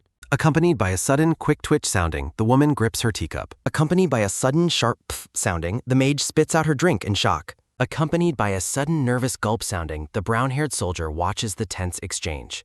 Calix offers valuable collateral and interest to sweeten the deal, catching Roseanne's attention. The boy explains the need for a loan to repay Gerard without revealing the source of his wealth. Looking into his tea, Calix reinforces his commitment to paying back the interest. Narrative text emphasizes that the Mage Tower is the boy's only option for such a large sum. Calix grips his thigh, desperate for this specific gamble to work. Roseanne hangs her head, initially expressing doubt about the request. Calix worries he rushed the negotiation and lacks enough rapport with the woman. A sudden realization strikes the blonde boy. Roseanne suggests a secret arrangement, noting the main branch's lack of oversight. From above, the three characters process the weight of the proposed pact. The mage outlines strict repayment terms, threatening to sell the collateral if he fails. Calix smiles as everything falls into place, knowing the massive interest is irresistible to a researcher. The duo bows in gratitude as an understanding is finally reached. Narrative text declares that this move will settle the debt owed to their Anin. Gerard's face contorts with rage as he is mentioned. The scarred man demands a map from his cowering subordinate. Gerard shouts in frustration at the recent setbacks. Reports of a missing scouting team near the vault further incense the leader. Gerard studies a map of the mountainous terrain leading to the secret entrance.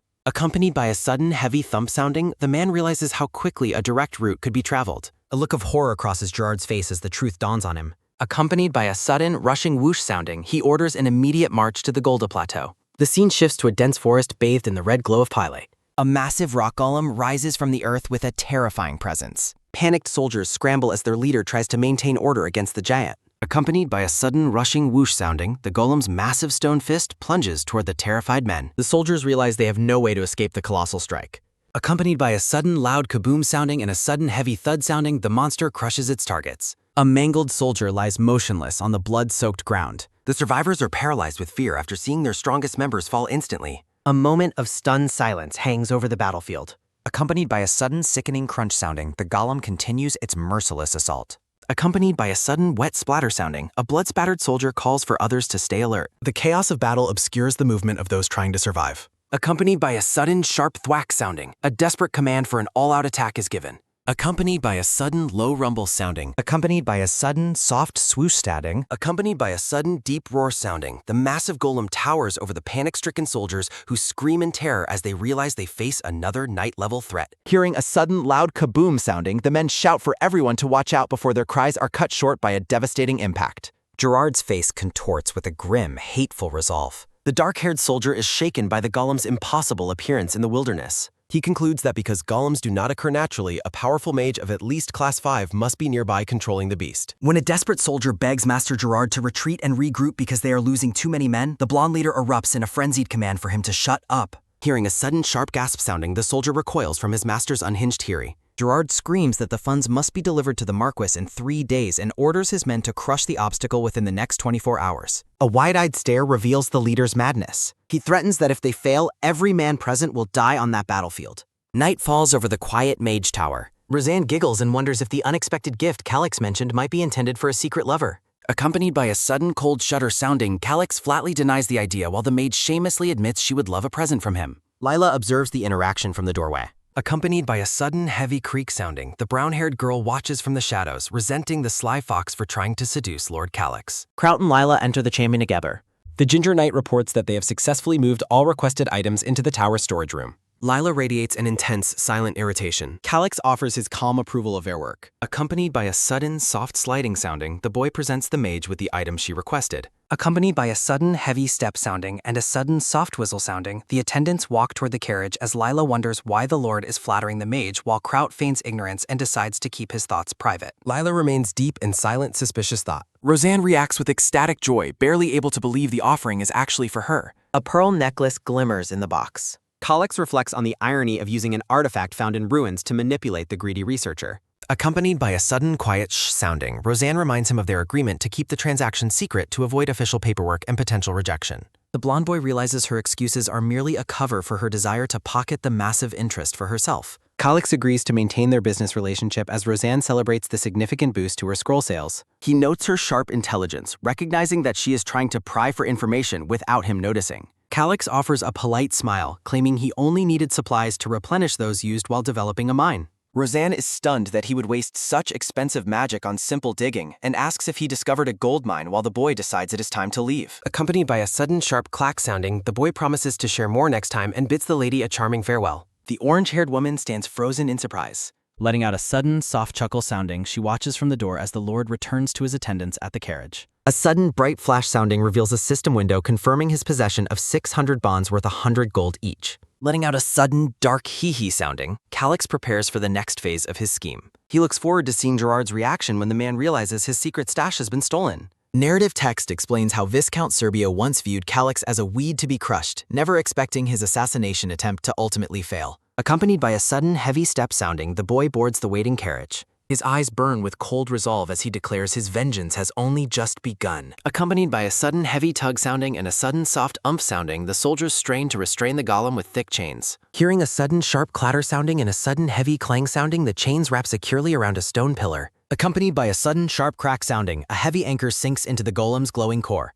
Accompanied by a sudden rushing whoosh sounding, a soldier screams a final command to die as he delivers a finishing blow. Accompanied by a sudden sickening stab sounding, the golem's core is shattered. Accompanied by a sudden loud crack sounding, a massive explosion consumes the entire battlefield. Accompanied by a sudden loud kaboom sounding, the rock golem is reduced to flying rubble. Accompanied by a sudden rushing whoosh sounding, the dust of battle settles over the wounded survivors. A fallen warrior lies amid the debris. Twisted wreckage and broken blades litter the blood-stained earth. A dark-haired soldier reports that although the golem fell, 60% of their forces were lost, but the blonde leader yells that he doesn't care and orders the stone gate opened immediately. Gerard glares at the massive sealed door and commands his men to bring the magic crystal. A hooded subordinate bows while presenting a glowing orb, prompting the scarred man to shout for him to hurry up.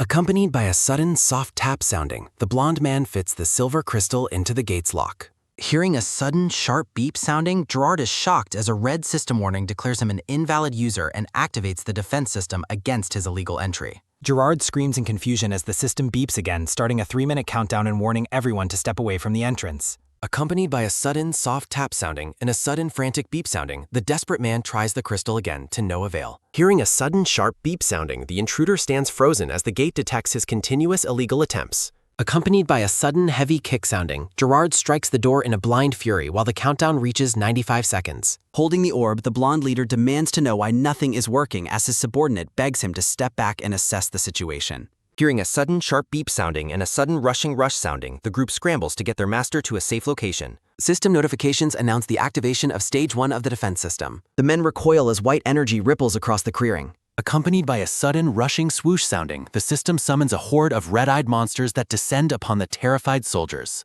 A carriage travels through the darkening woods. Inside the coach, Calix asks how much he heard, to which Lila replies that she heard him trying to flatter Roseanne. The blonde boy admits he feels embarrassed after the succession trouble and asks her not to tease him. Calix turns to his companions, stating he has a question for them. The boy ponders what might happen if Gerard were to betray Viscount Serdio. Calix rests his chin on his hand in deep thought. Lila looks at him curiously and asks why Gerard would ever do such a thing. The boy asks if the Viscount is merciful enough to forgive mistakes, but Kraut shakes his head, describing the man as a strict perfectionist. Lila's eye narrows as she confirms that the Viscount does not allow any mistakes. Calix notes that Gerard is not the type to accept a death sentence, realizing the man will be cornered once he finds the secret vault is empty. The boy concludes that Gerard will do whatever is necessary to survive. Calix declares that the man won't hesitate to betray the Viscount, leaving Kraut and Lila stunned. The boy realizes that his enemy won't go down without a fight. Lila watches Calix closely, certain that his expression means he is plotting another scheme. A sense of unease washes over the boy. The carriage approaches a distant castle at twilight as Calix wonders if he has overlooked a critical detail. Bright sunlight bathes the peaceful mountain peaks. A soldier reports that while the monsters were defeated, the Viscount's shadow unit has been nearly annihilated. Gerard shouts that the unit can be rebuilt and orders the door opened, receiving a grim confirmation from his subordinate. Accompanied by a sudden firm grip sounding, the scarred man decides to use a magic explosion scroll as a last resort, knowing it will destroy the door entirely. Accompanied by a sudden loud kaboom sounding, a massive blast rocks the mountain. Accompanied by a sudden rushing whoosh sounding, a subordinate announces the entrance is open and urges Gerard to go inside. The blonde leader hesitates, overcome by a terrible premonition. The group enters a vast cavernous room only to realize that everything inside is gone. Gerard's face contorts in horror as he screams for his men to find the silver ingots. Accompanied by a sudden rushing rush sounding, the men scramble to search the empty cavern on their master's orders. Accompanied by a sudden tentative reach sounding, a soldier reaches for a scroll on the ground and wonders what it is. Accompanied by a sudden bright shine sounding, the man picks up a document covered in intricate magic circles. Accompanied by a sudden bright flash sounding, the soldier is startled as the scroll activates and erupts into white flame. A blinding light consumes the interior of the cavern. Gerard turns toward the brilliance, his face pale with shock. The blonde leader stares into the heart of the magical blow. Fire and debris erupt in a violent secondary explosion. Accompanied by a sudden deafening boom sounding, a massive fireball incinerates the entire chamber. Accompanied by a sudden pained cough sounding, Gerard crawls through the smoke-filled ruins, desperate to understand what went wrong. A bloody hand reaches from rubble. Gerard surveys the site of the collapse. The man fears the Viscount's certain Russ. His body begins to reel from a sudden heavy stagger sounding. Gerard tells his dark-haired subordinate he needs to implement an emergency plan, which the man acknowledges with a nod. Expressing his gratitude for previous help, Gerard approaches his companion with a sudden heavy step sounding and a sudden sharp shing sounding. Accompanied by a sudden sickening stab sounding and a sudden quick tremble sounding, Gerard tells the dying ginger man that he only trusts corpses to keep secrets and that this outcome is merely bad luck. Blood splatters with a heavy flum sounding. He moves with a soft step sounding. Looking toward the ruins, Gerard's assistant worries that Cade will grow suspicious and search the area himself, though Gerard remains focused on their protocol. Gerard declares that the die has been cast and they must follow their emergency protocol, which his subordinate accepts in silence. Rain falls over the Viscount's dark Felev. A sudden, heavy rumble sounding begins. The old lord sits by the window. Gerard approaches the high-backed chair. Serbio informs his visitor that he has already heard the news. Gerard bows low while offering a desperate apology. Rejecting his apology, the Viscount demands to know the current location of the silver ingots he had been stockpiling for his future. Raising his head, Gerard suggests that the destruction was the work of grave robbers who mistook the site for a regular ruin. Rain lashes against the dark glass. Gerard explains that excavation will take time and the silver should mostly be in the same place, only for Serbio to repeat the word with a cold edge as the scarred man flinches. Kneeling on the floor, Gerard insists there is no need to worry because grave robbers couldn't have moved many crates through such narrow tunnels. Gerard shouts that he has already dispatched the shadow unit and offered bounties to local merchants to track down the culprits. The Lord reveals a secondary plan. The blonde man argues that the thieves were inevitably returned for more since the silver ingots are far too heavy to move easily. Serbio notes that only greedy men would be grave robbers as his chair makes a sudden, soft rattle sounding. Accompanied by a sudden heavy rumble sounding, the Viscount vows to flay the thieves while Gerard thinks to himself that he has almost fooled the Lord. A sudden soft pull sounding reveals much. Terror fills the blonde man's eyes. Serbio stands up with a sudden heavy step sounding and a sudden firm grip sounding, stating that Gerard must still be punished for his failure. A sudden sharp swing sounding cuts air. Accompanied by a sudden heavy whip sounding, Serbio calls the man a cunning bastard while Gerard cries out in pain. Accompanied by a sudden sharp swing sounding and a sudden heavy whip sounding, the old man asks if Gerard takes him for a fool. Gerard tells himself to just endure the pain, as it is the only way to free himself from this hellish situation during another sudden heavy whip sounding. Accompanied by a sudden heavy whip sounding, the Viscount screams about how Gerard's disregard for Cabe led to the loss of half their trained shadow unit. Blood splatters across the Viscount's face. His hand shakes with suppressed rage. Accompanied by a sudden heavy whip sounding, the old man declares the loss of the unit to be an entirely different and serious issue. Tossing the whip away with a sudden soft toss sounding, Serbio strips Gerard of his authority over the shadow unit and demands he seek permission for any future support. Gerard kneels with a blood back. Stepping forward with a sudden heavy step sounding, the Lord notes that they still need to provide money to Marquis Antonio. The youth's property faces immediate seizure. Serbio warns that if the seized funds are insufficient, he will liquidate Gerard's merchant company, leaving the scarred man in a state of shock. Leaving with a sudden heavy step sounding, Gerard formally accepts the orders while silently cursing the loss of the money he worked so hard to save. Accompanied by a sudden heavy creak sounding, Serbio reminds him that he has not been forgiven and must find the silver ingots. The Viscount turns his head and asks if his subordinate understands what will happen if he fails again. Gerard confirms his understanding while sweat pours down the face. The wounded man bows the fur lever. The assistant rushes to Master Gerard's side, asking if he is all right as the wounded man groans in agony. Gerard's hand makes a sudden quick tremble sounding as he takes a healing potion from his subordinate. Gerard drinks deeply from a small bottle with a sudden repetitive glug-glug sounded. His dark-haired assistant offers to cover his wounds and suggests using a potion on his back, while the master asks about Jacob's location.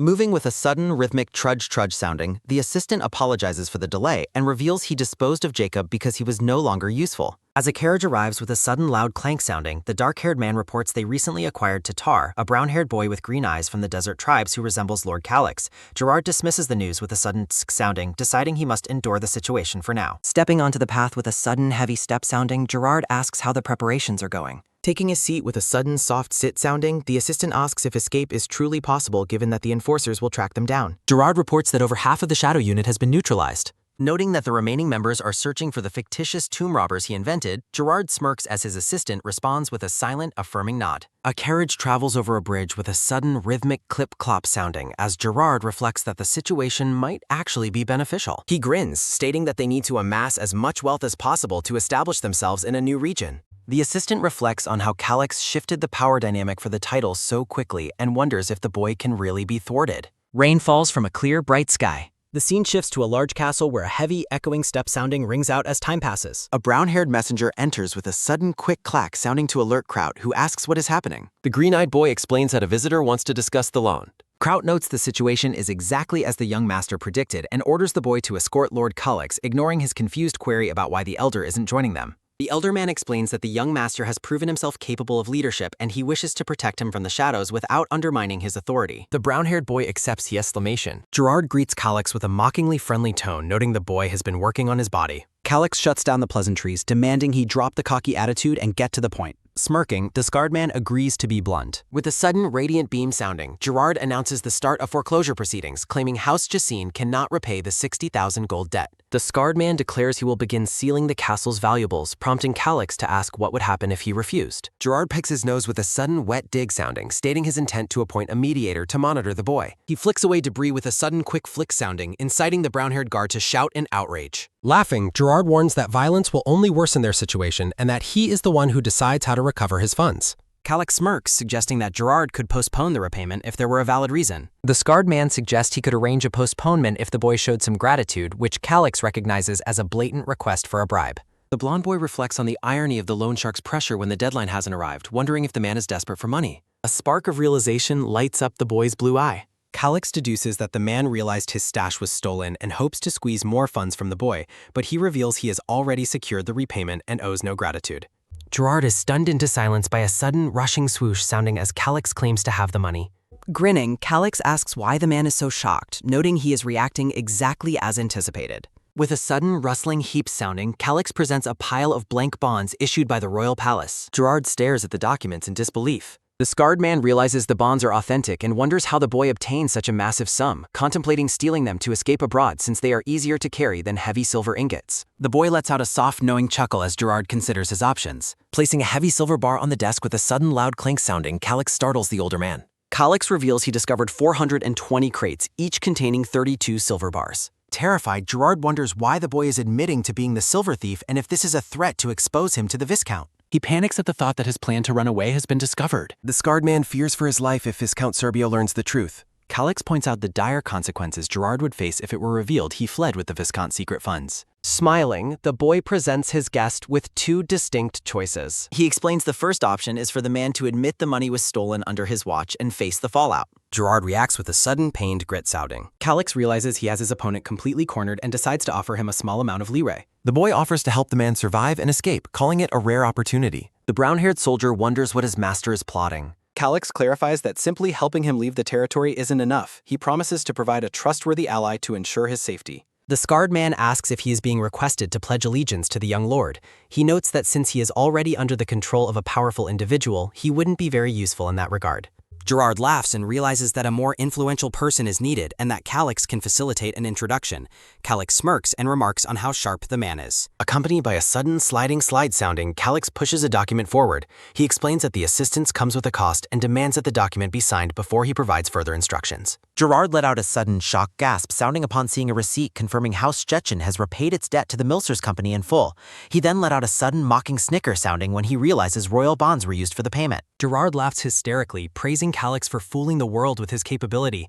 Accompanied by a sudden quick scribble sounding, he signs the paper while silently resolving not to make the boy his enemy. Calix beams with a broad smile and offers his thanks. Looking intensely at the boy, Gerard realizes that he cannot possibly manipulate him.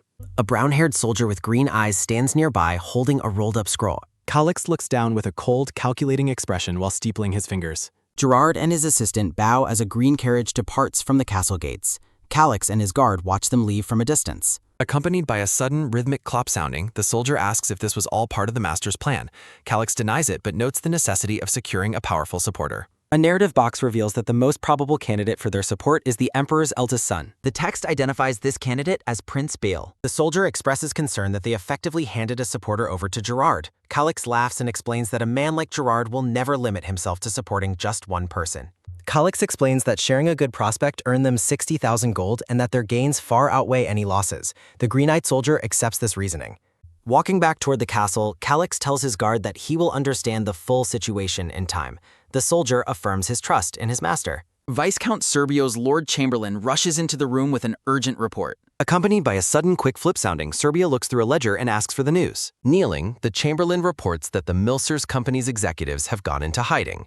He explains that all assets have been sold, leaving nothing but the ledger behind. Accompanied by a sudden heavy burst sounding, another messenger reports that loan sharks are swarming the company's headquarters and causing chaos. Accompanied by a sudden quick flip sounding, Serbio continues reading as the messenger reports that many Shadow Unit members have deserted. The messenger continues his report, stating that some officers guarding the fort at the Golda Plateau have gone missing. The report concludes with the grim news that the remaining officers were found dead that morning. A close-up shows the handwritten entries inside the ledger. The Chamberlain let out a sudden nervous gulp, sounding as he feels the suffocating tension emanating from his lord. Stepping forward with a sudden, heavy step sounding, the dark-haired commander suggests that the deserters were simply disgruntled members who took a chance to flee. Accompanied by a sudden paper crumple sounding, Serbio asks where Gerard was last seen. The commander reports that Gerard was in the Szczecin territory and was allegedly ambushed by a guard unit a week ago. The commander explains that while Gerard was reportedly imprisoned, he is no longer there. The Viscount let out a sudden, pained grit sounding. The commander notes the difficulty of deploying more forces while they are in conflict with House Szczecin. Accompanied by a sudden, quick tup sounding, the Viscount questions why Gerard would run to Szczecin and if he really believed he could hide forever.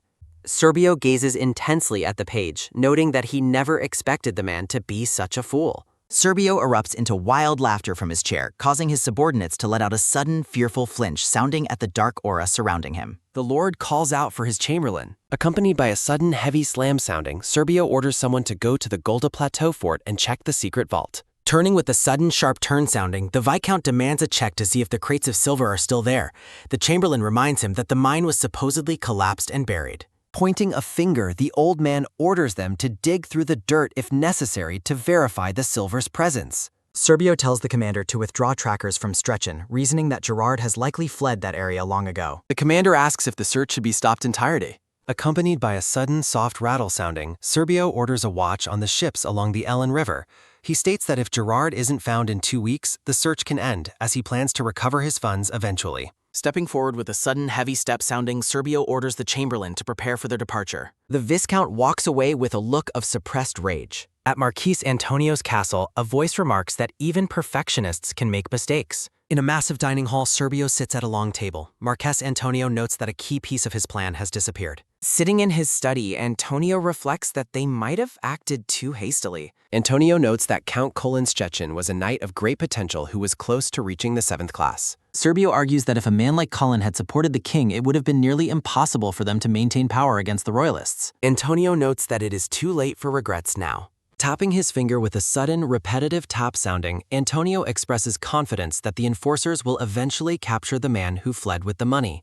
Calix stands before a swirling aura as an unseen speaker asks what to do with the boy who helped their asset escape and suggests manufacturing an excuse for a territory war. The white-haired nobleman looks on with a skeptical and cautious expression at the mention of war. He stands silently in the blue light, his face etched with gravity and deep thought. Accompanied by a sudden soft blink sounding, the fat nobleman rests his chin on his hand while contemplating the situation. The white-haired nobleman points out that House Szczecin has yet to appoint a new representative to the aristocratic assembly. The fat nobleman requests a more detailed explanation while secretly noting that war is a waste of financial resources. Sunlight filters through the white clouds of a vast and peaceful sky. Lord Calix rests his hand on his desk while reflecting on the diplomatic pressure Viscount Serbio is likely to exert. Calix looks weary as he notes that Serbio must have realized the merchant Gerard betray him. Accompanied by a sudden soft nod sounding, Calix confirms Kraut's theory that their enemies will favor diplomacy over the high cost of war. Kraut looks up with a puzzled expression and asks for a better understanding of what diplomatic pressure looks like. As Calix explains the political function of the assembly in the capital, Kraut asks if every territory is required to send a representative there. Calix smiles and asks who currently represents their territory, prompting Kraut to identify the man as Orcel Tigran. Accompanied by a sudden, sharp jolt sounding, Kraut cries out in a panic upon remembering that Orcel is a devoted associate of Countess Stella. Kraut trembles with anxiety over the danger there and while marveling at how Lord Calix remains completely unfazed.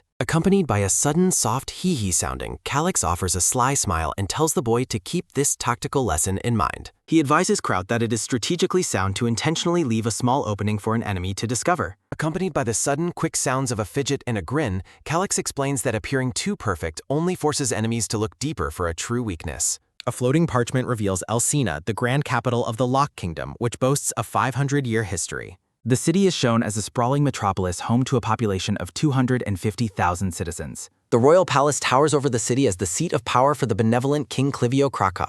The grand hall is bathed in light as a formal announcement declares the beginning of the morning assembly. King Clivio sits atop his golden throne and asks the court what is first on the day's agenda. The king expresses his sadness over Count Colin's sudden death and asks if a successor or representative for House Szczecin is present. Accompanied by a sudden quick rise sounding, a man in a blue and gold uniform stands to address the throne. He identifies himself as Orcel Tigran, the official representative of the Szczecin territory. King Clivio grants him permission to speak as the fat nobleman watches the interaction with a smug look. The king reacts with surprise to the mention of an uproar occurring within the noble house. Orcel reports that Calix Szczecin seized power by force, imprisoned the widowed Countess Stella, and leveled false accusations against her. The fat nobleman smiles broadly at the report while the white-haired nobleman observes the scene with a cold gaze. Accompanied by a sudden light swish sounding, King Clivio finds it hard to believe that the boy is such a complete scoundrel. Orcel adds that Calix's failed suicide attempt has left the young lord with a mental disorder. Accompanied by a sudden slight twitch sounding, the king realizes the man is lying and suspects there is more to his right-hand man's sudden death. The king reflects on how the boy Gromwine and House Koechlin were clearly attempting a hostile takeover of the Szczecin house. Accompanied by a sudden, subtle smirk sounding, King Clivio admires the cleverness of the boy who managed to outmaneuver them. He reasons that Calix must have the full support of the house's Knights Order to have successfully seized power. The king pointedly asks the representative if he is suggesting that all those knights are taking orders from an insane person. Orcel breaks into a sweat and stammers as the king's sharp questioning leaves him speechless. The king narrows his eyes, focusing his intense and calculating gaze on the trembling representative. The fat nobleman speaks up, claiming Calix has overstepped his bounds and asking the king for his decision on the matter. He loudly demands that Calix be summoned to the capital to have his sanity officially tested by the aristocratic assembly. Accompanied by a sudden low mmph sounding, King Clivio voices his distrust of the assembly but agrees to the summons. To the shock of the nobleman, the king declares that his own palace officers will be the ones to interrogate the boy. The fat nobleman quickly bows his head and admits that the king's plan is a wise course of action. Later, the fat nobleman walks across the palace courtyard to join the white-haired man at his carriage. Accompanied by the sudden rhythmic sounds of a clip and a clop, the carriage begins to move as the fat nobleman admits they have a serious problem. He tells his companion that the king clearly intends to block their attempt to seize the Szczecin territory. The white-haired nobleman remains composed and insists that the situation is actually quite simple. He reveals his plan to the fat nobleman, stating that he must become the king's father-in-law to secure their power. Marquess Antonio shouts in sudden outrage. Antonio considers his daughter a valuable pawn. Antonio notes that Calix is not the king he refers to and suggests the change could happen in a decade. The Marquis asks if Calix intends to replace the king within 5 years. Antonio lets out a soft, knowing chuckle. A royal decree arrives with a shout. Scene shifts to Szczecin Castle Danewater. Calix asks for the contents of the message. The brown-haired soldier hesitates to answer. Calix demands the news with a swish. Calix is summoned to the palace bureau. The soldier explains the order aims to clear Calix's name of allegations, and as Calix questions the term, the soldier adds they must check if his soul was damaged during his previous suicide attempt. The soldier recalls the attempt on the flife. Calix laughs at the sanity check. Calix rejects the process and tells him to send the officials away, causing the soldiers to react with a sudden shock drop sounding. The green-eyed soldier questions disobeying the king. Calix questions the necessity of unconditional obedience. Calix wonders if Viscount Serbio's quanning. Calix smirks with a sudden quick swish sodding. The brown-haired soldier trembles with intense rage. The soldiers vow to protect Calix from the Viscount's alleged assassination plot against the house successor. Calix dismisses the need for lifelong protection. Calix reminds them a fighter was sent. Calix clarifies he is referring to Gerard. In the capital 2 weeks later, Marquis Antonio slams the table before the king, exclaiming that Calix continues to avoid the summons. Antonio sits at the long royal table. The king asks about an ulterior motive. Antonio suspects Calix intends to flee because he lacks evidence to support his inheritance claims. The king asks Antonio for his advice. The butler is shocked by the king's friendly tone toward the aristocratic leader. Antonio offers to investigate Szczecin personally. The king is grateful for Antonio's deity. The royalist future appears increasingly uncertain. The butler moves with a sudden quick swish sounding. A formal document is presented for review. The butler questions the king's true aim. The butler trembles while holding the paper. The king announces Prince Seal's engagement while a sudden low murmur sounding fills the hall. Duke Odomer is visibly taken aback by the news. The king proposes marrying his fifth son, Seal, to Antonio's daughter. Antonio accepts with a sudden, excited rattle sounder. The king joins forces with the Marquis. Duke Otumer argues that princes traditionally wed ladies-in-waiting who have proven social qualifications. The narrator notes the royalists' total surprise. The king questions if the duke is insulting the Marquis's daughter. The king exclaims with a sudden loud shout sounding that the aristocrats have no say in his children's marriages. Silence descends upon the royal audience hall. The match is noted as highly unusual. Duke Odomer grits his teeth as the narrator explains this shifts the court's power balance. The narrator reveals the factional split, noting the royalists support the first prince while the fifth prince is the queen's son. The king plans to pass the throne to the fifth prince, Seal. Viscount Serbio looks on with visible concern. Accompanied by a sudden rhythmic step sounding, the narrator laments that the king has abandoned the royal faction, leaving them without a clear purpose. Accompanied by a sudden heavy burst sounding, a dark-haired man enters the royal hall. Golden filigree adorns the bright ceiling of the palace. The brown-haired first prince stands tall in his formal military uniform. The man announces he has news for the gathering. Accompanied by a sudden dry ahem sounding, the king notes he never summoned the prince. The white-bearded king orders the man to leave. The prince insists on being heard while the king asks if he is challenging the crown's authority. The young man denies any attempt to challenge his majesty. The king shouts that the prince is disobeying and should stay out of Seal's marriage arrangements.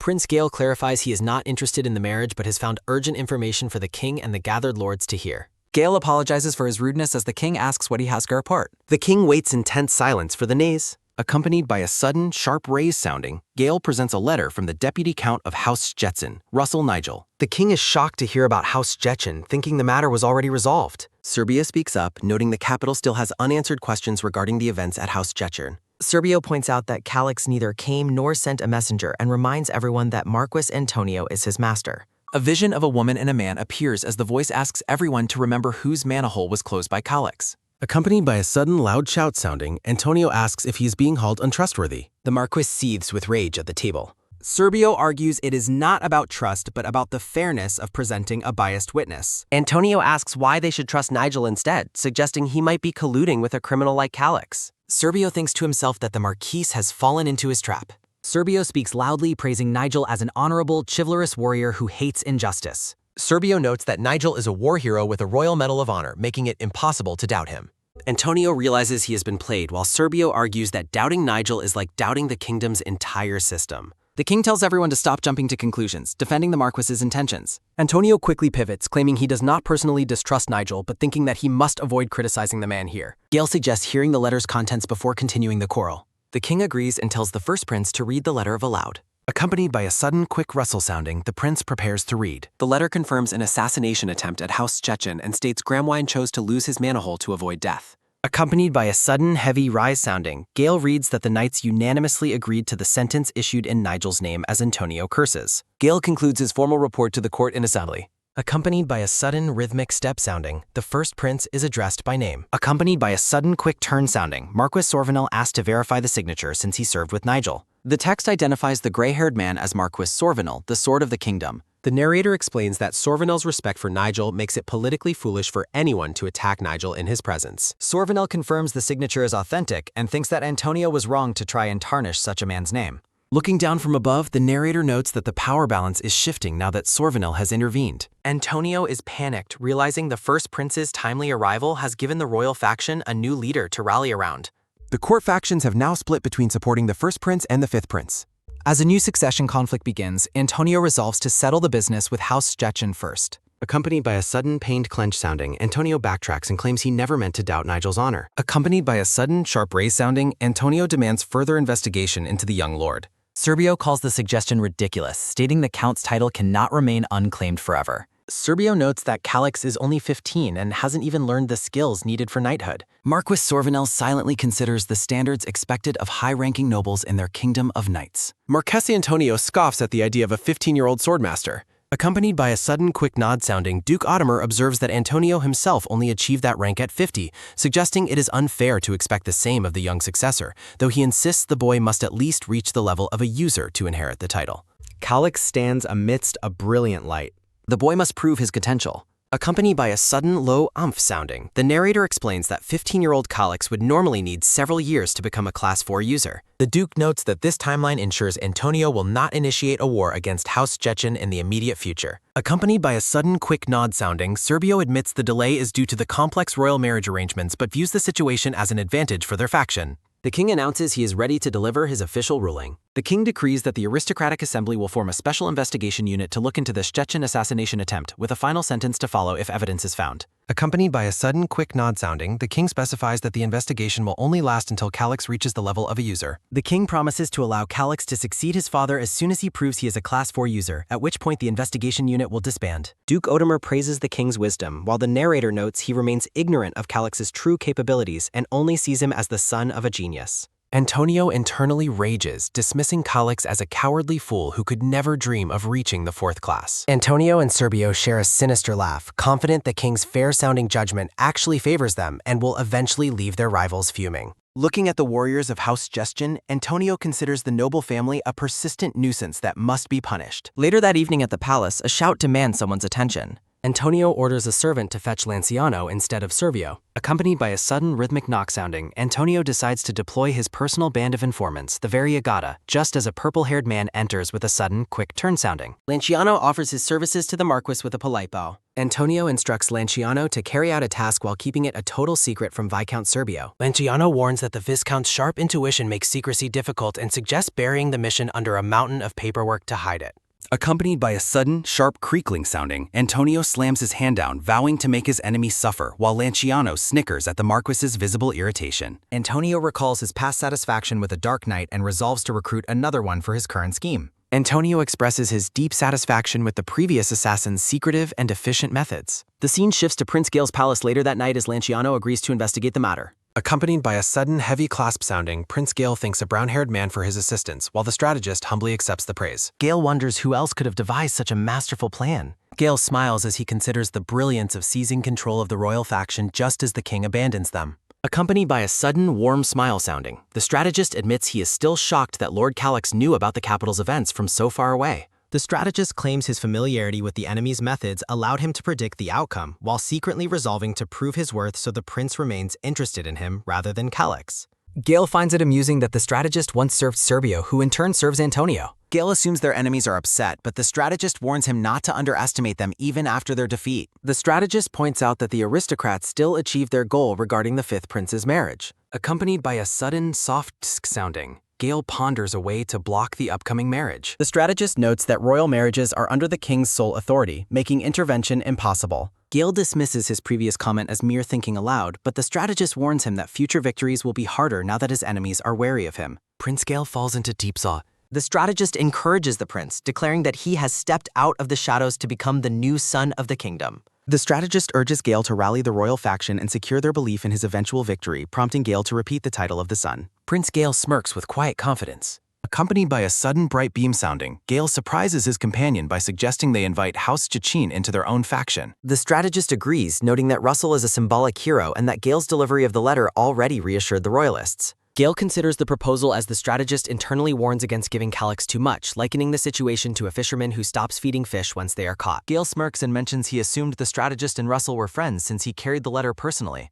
The strategist clarifies it was purely a business deal to clear a debt and that they owe each other nothing. Accompanied by a sudden sharp flinch sounding, the strategist recoils as Gale fixes him with an intense piercing stare. Accompanied by a sudden nervous hesitate sounding, the strategist trembles under Gale's intimidating aura, fearing the prince can see directly through his lies. Accompanied by a sudden rhythmic step sounding, Gale announces his intention to visit Szczecin in person to demand their public support, leaving the strategist in a state of shock. Accompanied by a sudden, quick wink sounding, Gale explains that his mere presence there will cause their rivals to panic, while the strategist desperately wonders why the prince is so focused on that specific house. Accompanied by a sudden low bow sounding, the strategist obeys the prince's command for now, while Gale watches him leave with a sharp smirk. The grand castle on the cliff is silent as a voice asks the young master if he has heard the news. Calix pauses his writing to look up, asking what news is being referred to. Russell stands over him and demands he reaches Class 4 as quickly as possible. Accompanied by a sudden quick swish sounding, Calix casually leans back and claims he has a plan involving dungeons and ruins on his map.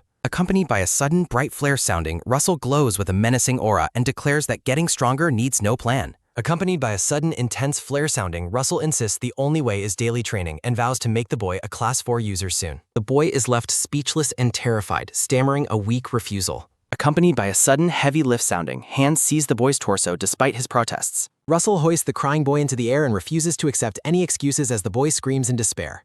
Accompanied by the sudden rhythmic sounds of thwacks and thunks, the training ground is filled with the agonizing cries of trainees ordered to adopt wider stances and move faster. Calix grits his teeth in shock as a blade is held right against his forehead during the intense drill. A sudden sharp thwack sounding marks a powerful impact. Accompanied by a sudden heavy flump and nervous tremble sounding, Calix collapses in the dirt and desperately searches for a legitimate reason to escape the lethal training. Accompanied by a sudden loud slam sounding, a shout for the young master startles a pair of birds into flight over the castle. Accompanied by a sudden quick whoosh and haggard gasp sounding, Russell rips the sheets away to wake the boy, who hysterically claims he lacks the talent and will die. Accompanied by a sudden low doom sounding, Russell looms over him and sternly states that talent is not required to become a swordmaster. Russell explains that hard training allows anyone to reach Class 5 and asks for trust, while Calix argues that extreme training is bad for his frail body. Accompanied by a sudden quick lift sounding, Calix shows his bruised torso as proof of his frailty, but Russell dismisses the injuries as easily curable with a cheap potion. Accompanied by a sudden sharp flinch sounding, Calix tries to use financial savings as an excuse, but Russell points out their wealth has recovered and ends the conversation with an intimidating aura. Russell reaches out his massive hand for the next training session while the boy cringes in fear. Accompanied by the sudden labored sounds of pants and huffs, Calix struggles to swing a wooden practice sword in the courtyard. Accompanied by a sudden tight grip sounding, Russell charges forward with a roar, prompting the boy to realize he is coming. Accompanied by a sudden sharp shaw sounding, the boy's vision sharpens as he realizes he can actually see the incoming attack. Sprawled on the ground next to his practice sword, Calix dazedly remarks on how pretty the sky looks. Still lying in the dirt, the boy tells himself he must think of a way to escape this training before it's too late. A sudden realization strikes as the silhouette of a mysterious woman appears in his mind. Accompanied by a sudden bright flash sounding, Calix identifies a woman from the game who is a legendary financier and could provide the prince with funding. He recalls that the first prince and this wealthy woman have not even met yet at this stage of the story. Accompanied by a sudden heavy step sounding, Calix realizes he can reach her first just as Russell accuses him of being lazy. Accompanied by a sudden, brief pause sounding, Russell grabs the boy's arm to drag him back to work while Calix screams for him to wait. Accompanied by a sudden loud shout sounding, Calix claims he has something vital to discuss. Russell warns that if this is a trick to skip training, he will multiply the boys' practice hours. Accompanied by a sudden low oof sounding, Calix sits as Russell reminds him they have a fortune in silver that they cannot legally use. Calix explains they need to find someone to help them launder the silver, while Russell suspects a ploy but admits the boy has a valid point. Russell asks if it's urgent, and Calix uses the concept of compound interest to argue that delaying costs them massive potential profits every day. Russell is confused by the term compound interest, thinking it's a spell, while Calix reminds him who solved their previous financial crisis. Accompanied by a sudden, thoughtful sounding, Russell asks how much time this mission would take. Accompanied by a sudden, long sounding, Calix calculates that a trip to the capital would require about 3 months. Both men lock eyes with intense determination as Calix resolves not to budge on the time frame, while Russell senses he's being manipulated. Accompanied by a sudden, sharp glint sounding, Russell agrees but mandates a daily training quota delivered by Kraut, leaving the boy defeated. Accompanied by a sudden, quick turn sounding, Calix is distracted by something nearby. Kraut approaches Calix in the library and reports that the first prince is on his way to their location. Kraut explains that succession battles have started and the prince wants to recruit their house, causing Calix to look visibly shaken. Accompanied by a sudden, frantic rush sounding, Calix immediately begins stuffing scrolls into a chest. Accompanied by a sudden, quick rush sounding, Calix tells Kraut to act as if they never knew the prince was coming. Accompanied by a sudden, sharp turn sounding, Calix orders horses to be prepared instead of a carriage for a departure in 2 hours. Kraut is shocked and points out that the young lord doesn't even know how to ride a horse. Accompanied by a sudden, heavy push sounding, Calix shoves the heavy luggage and insists he will learn on the way. Accompanied by the sudden sounds of an oof, a struggle, and a heavy drag, Calix hauls his trunk away while Kraut wonders if he's avoiding a prince he's never met. Accompanied by a sudden, heavy drag sounding, the boy grits his teeth and confirms to himself that he has never met the prince in person.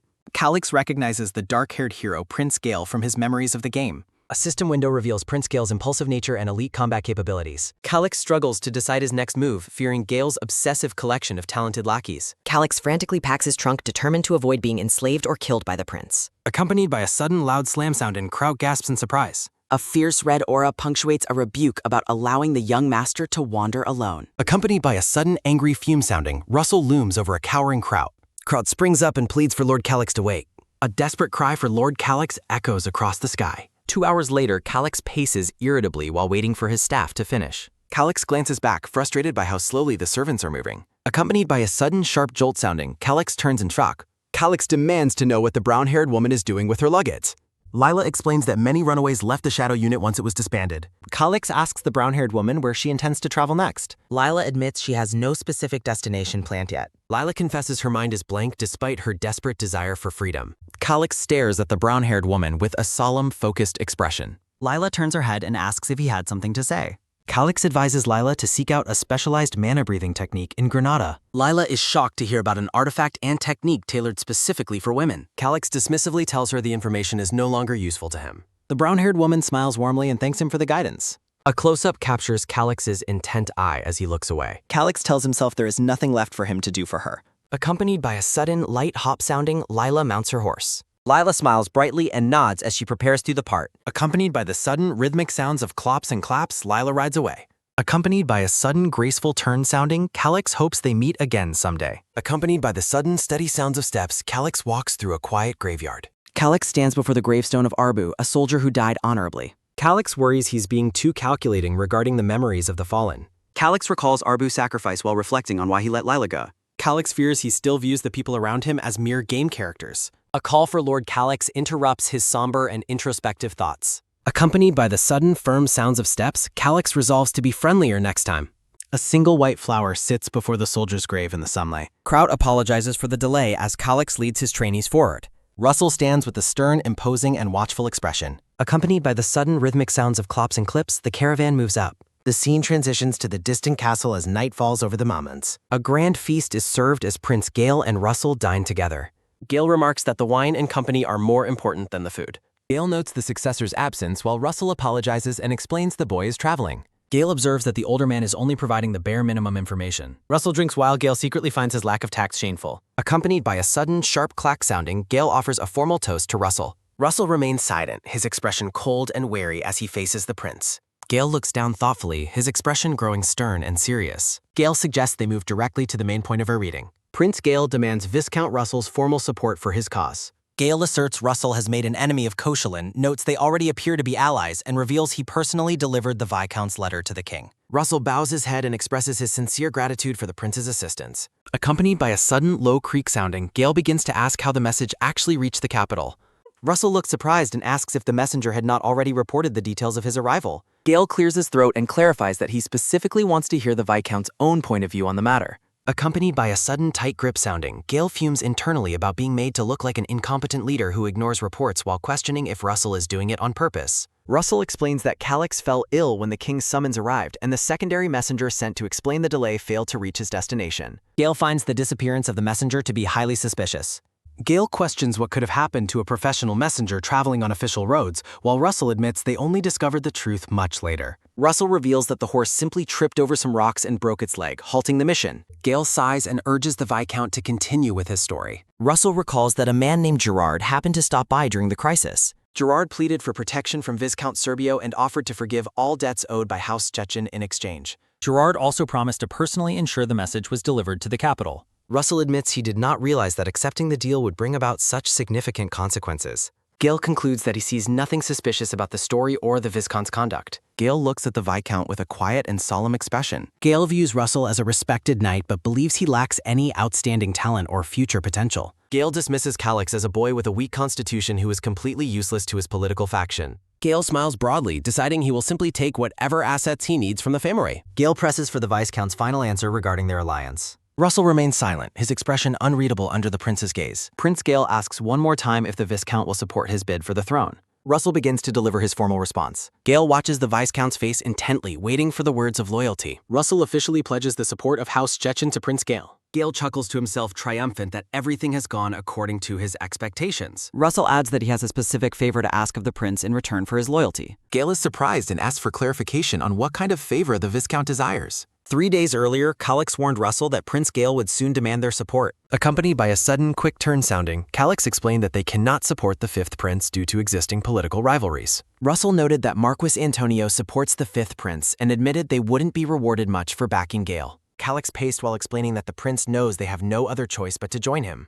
Calix told the Viscount he must maintain a bold front and ask for a specific concession. Calix ordered him to demand a toll exemption for the territory's official merchant company. Russell pointed out they lack a company, but Calix insisted they must re-establish one despite their past financial struggles. Calix explained that the kingdom's division makes toll exemptions in Gale's territories more than enough to ensure their prosperity. Calix added that the demand should also include an annual supply of 1,000 magical storage boxes. Russell questioned if toll exemptions would be enough to offset the tariffs in each territory. Accompanied by a sudden, soft hee-hee sounding, Calix laughed with a mischievous expression. Calix told the Viscount to trust his judgment and focus solely on this one favor. Russell agreed, marveling at the ingenuity and strategic thinking of his unique young master. Accompanied by a sudden, sharp jolt sounding, Russell is pulled back to the present as Gale calls his name. Gale smiles and promises to grant any favor that falls within his power as a prince. Russell realizes with satisfaction that everything is unfolding exactly as Calix predicted. Accompanied by the sudden, rhythmic sounds of clips, clops, and gallops, Calix slumps over his horse in total exhaustion.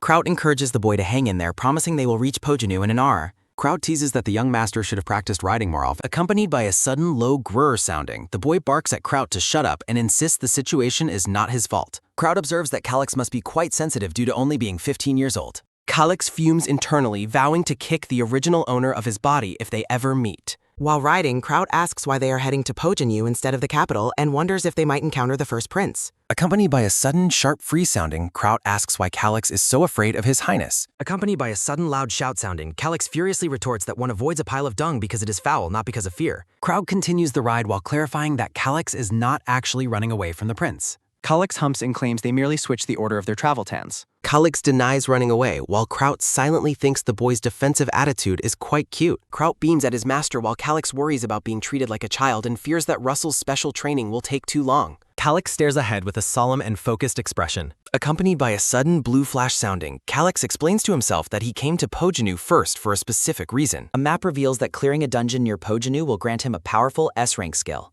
Calix reflects that few dungeons offer such rewards and admits he would normally need an army to clear it in his current state. Calix considers that nobles would not welcome an army in their lands, but Pojanu provides a different opportunity. Calix notes Pojanu is a free city where he can build a small army of mercenaries without interference as Kraut calls him over. The group reaches the outskirts of a grand city as residents chitter and chatter near the walls. Accompanied by a sudden, weak tremble sounding, a guard asks the exhausted Calix to fill out a visitation form. The Pojanu Inn stands under a peaceful, sunset-colored sky.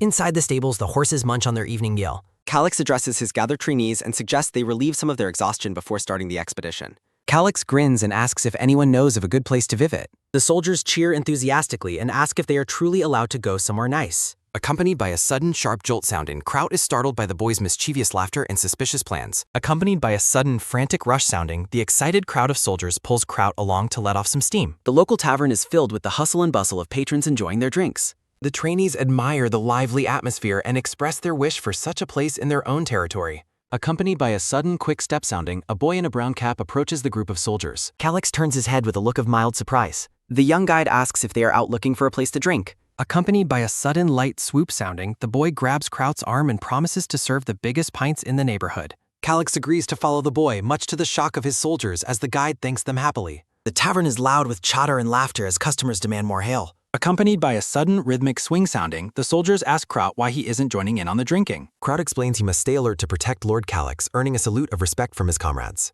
Calix remains silent as he watches the lively scene in the crowded room. Accompanied by a sudden, firm halt sounding, Calix calls out to get the young guide's attention. Calix walks through the tavern to approach the boy in the cap.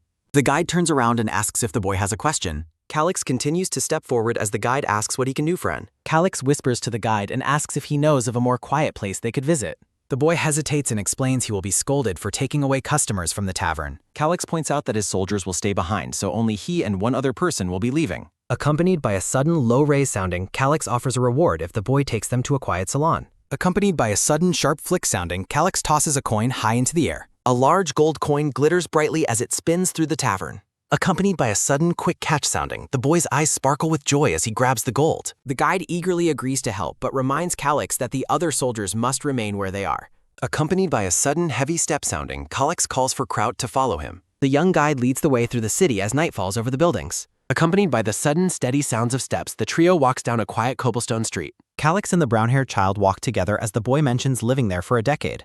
Accompanied by a sudden loud shout sounding, the boy angrily insists he is already 14 after Calix questions his youthful appearance. Kraut offers a warm, silent smile. Accompanied by the sudden rhythmic sounds of steps, Calix apologizes for his doubt while the boy dismisses the concern. The boy reacts with shock when Calix asked about the strongest person in the local town. He explains that Sir Omar, captain of the Steel Shield Mercenaries, is widely considered the most powerful combatant. Walking with Calix and Kraut, the boy notes that Omar's reputation is based more on rumors than actual battles with other mercenary leaders. Calix asks for clarification on the 3 mercenary bands, leaving the boy bewildered by his lack of basic knowledge. A floating diagram reveals the Red Wolf, Blackwing, and Steel Shield bands as the boy identifies them as the best in the business. Calix asks about the recent monster wave, and the boy deduces from the busy taverns that the damage was minimal. From above, the boy remarks on their similar ages and shares that his godmother finds him precocious. The boy suddenly stops with a surprised exclamation. The trio arrives at the gate of a grand, brightly lit mansion under the evening sky. Accompanied by a sudden heavy swing sounding, a dark-haired woman peers out from behind a door and expresses her surprise. The woman in the Gothic dress asks why they have come without a reservation as they stand before her. Calix points out that the child led them there while Kraut looks on with a nervous expression. The woman asks if urine is causing trouble again, prompting a sheepish giggle from the child. Accompanied by the sudden, heavy sounds of a droop and scratches, the mistress apologizes and asks them to return another day since they are closed. Calix responds with a knowing and confident smirk. The dark-haired mistress wonders what the young lord is staring at. Accompanied by a sudden, quick turn sounding, Calix teases Urine about taking back the payment for leading them to the wrong place. Accompanied by a sudden, firm grip sounding, Urine desperately refuses to return the coin, arguing that the location is correct for information. The mistress fixes the group with a cold and intense glare. Accompanied by the sudden, shaky sounds of tears, the child trembles in fear before the mistress's anger. Calix remains completely calm and unbothered. Accompanied by a sudden, bright flash sounding, a system window identifies the child as Suristina Urine Agrippatna, a shrewd fallen royal. Calix notes to himself that he has found exactly who he was looking for. He recognizes the child as the legendary merchant known as the Witch Behind the Curtains. Calix is moved by the coincidence of finding such a talented merchant to invest his stolen funds into. Confirming this is an information hub, Calix tells Urine to keep the money, much to the child's delight. Accompanied by the sudden rhythmic sounds of steps, the mistress sternly orders Urine to come to her. Accompanied by a sudden heavy clunk sounding, a group of cloaked figures readies their crossbows. Accompanied by a sudden quick rush sounding, Urine runs toward the mansion as the soldiers prepare to fire. The mistress stands with her guards as they aim their weapons down at the intruders. Accompanied by a sudden, sharp crackle sounding, Kraut's eyes spark with electricity as he bellows at them for threatening his master. The mistress explains that they must defend their high-class salon against uninvited and potentially dangerous guests. Kraut reaches for his blade with a dark, threatening expression. The woman offers them a chance to leave peacefully. Calix suggests she be more open-minded if she hopes to gain allies for her business. Urine tries to intervene, telling the mistress that she is going too far with the threats. Accompanied by a sudden, cold glare sounding, Calix mocks the woman's lack of wisdom while she worries about their identities being exposed. Accompanied by a sudden, sharp glare sounding, the mistress demands to know their names and official titles. Accompanied by a sudden, soft, puffed sounding, Calix scoffs at her ignorance and advises her to hand over her ring to the child. The mistress looks down at her hand in surprise. A close-up reveals a golden signet ring bearing the royal crest of the Agrippatna family. Accompanied by a sudden light creak sounding, Calix winks and warns them that they are digging their own graves. The mistress's face contorts with rage as she screams Calix's name. A close-up focuses on the mistress's chest and the intricate cross pendant she wears. Calix tells her she should have admitted to knowing who he was from the very beginning. He asks her how she thinks he was able to find such a well-hidden location. The dark-haired mistress demands to know what information Calix seeks and what he can provide in return as they stand in the courtyard. Accompanied by the sudden, shaky sounds of a tremble, the mistress admits she cannot answer those questions. Clenching her fist, she wonders if he is royalty or an assassin who recognized the symbol on her ring. Calix sighs and notes her confusion while asking if she is truly unable to answer him. Calix asks Urine for his thoughts while the brown-haired boy flinches behind the dark-haired mistress. The mistress claims Calix's high intelligence ensures he never forgets anything he has seen. A vision of books explains that royal crests are easily found in history texts and surely familiar to him. Calix watches with a calculating gaze. Calix laughs and mocks the worth of a ruined royal family's crest, causing the mistress to shout Urine's name. Calix praises Urine's cleverness, and the brown-haired boy smiles back, complimenting his lord's wits. The dark-haired mistress rubs her forehead in frustration and pleads for Urine to stop. The mistress orders her crossbowmen to stand down and dismisses them from the scene. She notes the presence of passersby and leads the group toward the grand mansion. Accompanied by the sudden, light sounds of a creak, she looks back and suggests they continue inside. Calix prepares for the coming negotiation. Inside the lavishly decorated bedroom, the mistress tells the group to take a seat. Glancing around, Calix realizes the salon is designed for clients to eat, drink, and sleep. Calix takes a seat off couch. Calix finds the atmosphere in the salon too tense while sitting with the dark-haired mistress. The mistress warns that she hasn't decided whether to let the young lord leave her salon in one piece. Calix remains calm despite her fraps. Calix tells Kraut to sit and complains that the mistress is a terrible host for not providing tea. Accompanied by the sudden, rhythmic sounds of a clap, the mistress signals for her servants. Servants bring tea while Calix reflects on Urine's identity as part of the children of Erebna. A vision shows Prince Gale and a girl noting Urine's unparalleled ability to make money for her allies. Accompanied by the sudden liquid sounds of a trickle, tea is poured as Calix plans his investment. A thought bubble emphasizes that this version of Urine is far too young for his plans. Urine offers a faint, mysterious smile. Accompanied by the sudden, sharp sounds of a clink. Accompanied by the sudden, soft sounds of a sip, Calix drinks and decides to raise Urine himself. The mistress reacts with pure shock. She asks if he considered the possibility that the tea he just drank was poisoned. Calix laughs and assures her he has taken enough poison to be very familiar with it. Stunned silence greets his casual admission.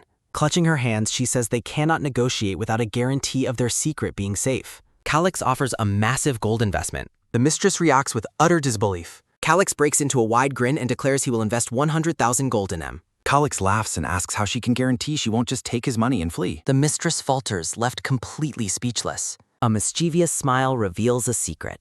A pink-haired girl in a gothic dress formally introduces herself as Cerestina Urine, a former princess of Agrippatna. Identifying as a refugee, she asks to be called Urine, leaving Calix and Kraut speechless. The dark-haired mistress addresses the girl as Your Highness with a look of deep worry. Calix wonders if she's acting. Calix looks at the pink-haired girl and thinks she seems like a completely different person. Calix smirks at their similar ages. He stops underestimating her youthful appearance. He demands a proper explanation first. Urine explains her refugee network's efficiency in relaying news, which allows her to gain information quickly and master the basics of commerce by buying low and selling high. Calix expresses concern about the level of competition for a distribution business within the kingdom while Kraut nods in silent agreement. He worries that their competitors might not play by the rules. Calix points out that many rivals have powerful backers which could lead to goods being held at customs borders indefinitely. Urine pouts in annoyance and insists that every business has risks, warning him not to underestimate their organization. The pink-haired girl flashes a predatory grin and declares they are also experts in smuggling. Calix shakes his head frantically and insists everything must be legal because of the source of his funds. The girl sulks in silence. Hari asks point-blank if the money was stolen, catching everyone off guard.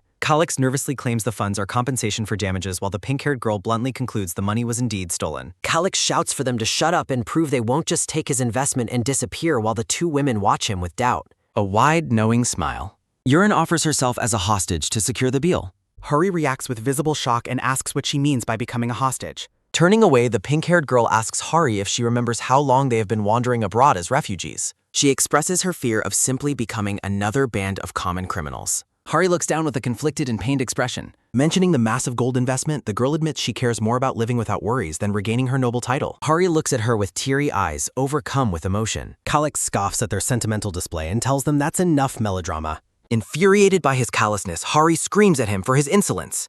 Calyx dismissively scratches his head and tells her to return to Xypor if she wants Urine to be a princess again. Hari seethes with rage while the pink-haired girl calmly agrees with Calyx.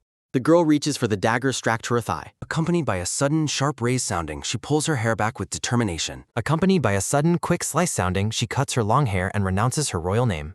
Calyx and Kraut stare in total shock while Hari cries out in despair. Short-haired Urine stands firmly with the severed hair and dagger, asking Calyx if he is satisfied now. Kraut confirms her bold decision. Calyx notes he intended for her to take over but feels she is still too young to trust fully. He decides he must teach her a few lessons as she grits her teeth in frustration. Urine shouts at him, demanding to know his age since they appear to be peers. Calyx reflects privately that compared to his previous life on Earth, she is still just a child. He tells the group that his role is to invest the money while she leads the business. Looking at him with a serious gaze, Urine says their age difference is irrelevant. Accompanied by a sudden, heavy flop sounding, she sits back and agrees to hear his business proposal. Calyx states he first needs the specific information he came for. Urine gives her immediate consent. Accompanied by a sudden light rise sounding, the girl orders Hari to share everything with Lord Calyx, specifically the details on the forces ruling Pojanu.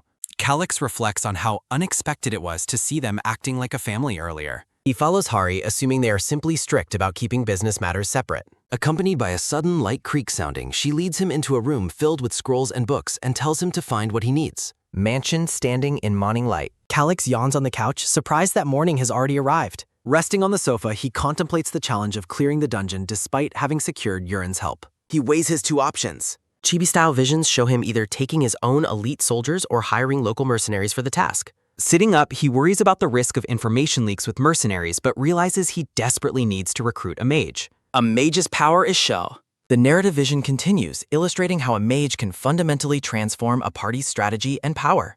Calyx acknowledges the critical role mages play in combat. Calyx realizes a Class 6 mage is currently in a Conchenaire. Calyx identifies Eden Vertois as the Hermit Mage. Accompanied by a sudden frantic rush sounding, Calyx runs toward Hiern. A stern woman watches the boys approach. Accompanied by a sudden, loud bam sounding, Calyx stops short. A maid bows while offering tea McGarten. Calyx thanks the maid as she pours tea. Calyx reflects on the mage's name all way in. Calyx compares the mage's tier to Russell Sink. Calyx ponders his house's history as a baronet. He recalls his grandfather's death following his promotion. Accompanied by a sudden, quick crunch sounding, Calyx smacks. Accompanied by a sudden, soft munch sounding, Calyx doubts himself. Accompanied by the sudden, rhythmic sounds of steps, Urine appears. Urine approaches with a confident, steady stride. Accompanied by the sudden, low sounds of chatter, Urine investigates. Calyx urges Urine to calm down regarding business. Urine estimates the long timeline for their investment. Calyx warns Urine not to get ahead of herself. Accompanied by a sudden, light flap sounding, Calyx displays wealth. Urine examines the massive amount of gold listed. Urine accepts the investment and calls Calyx her brother. Calyx reacts with shock to his new title. Calyx suspects he's being treated like a pushover. Calyx sips tea while Asprola bar. Accompanied by a sudden, wet, puffed sounding, Urine spits out tea.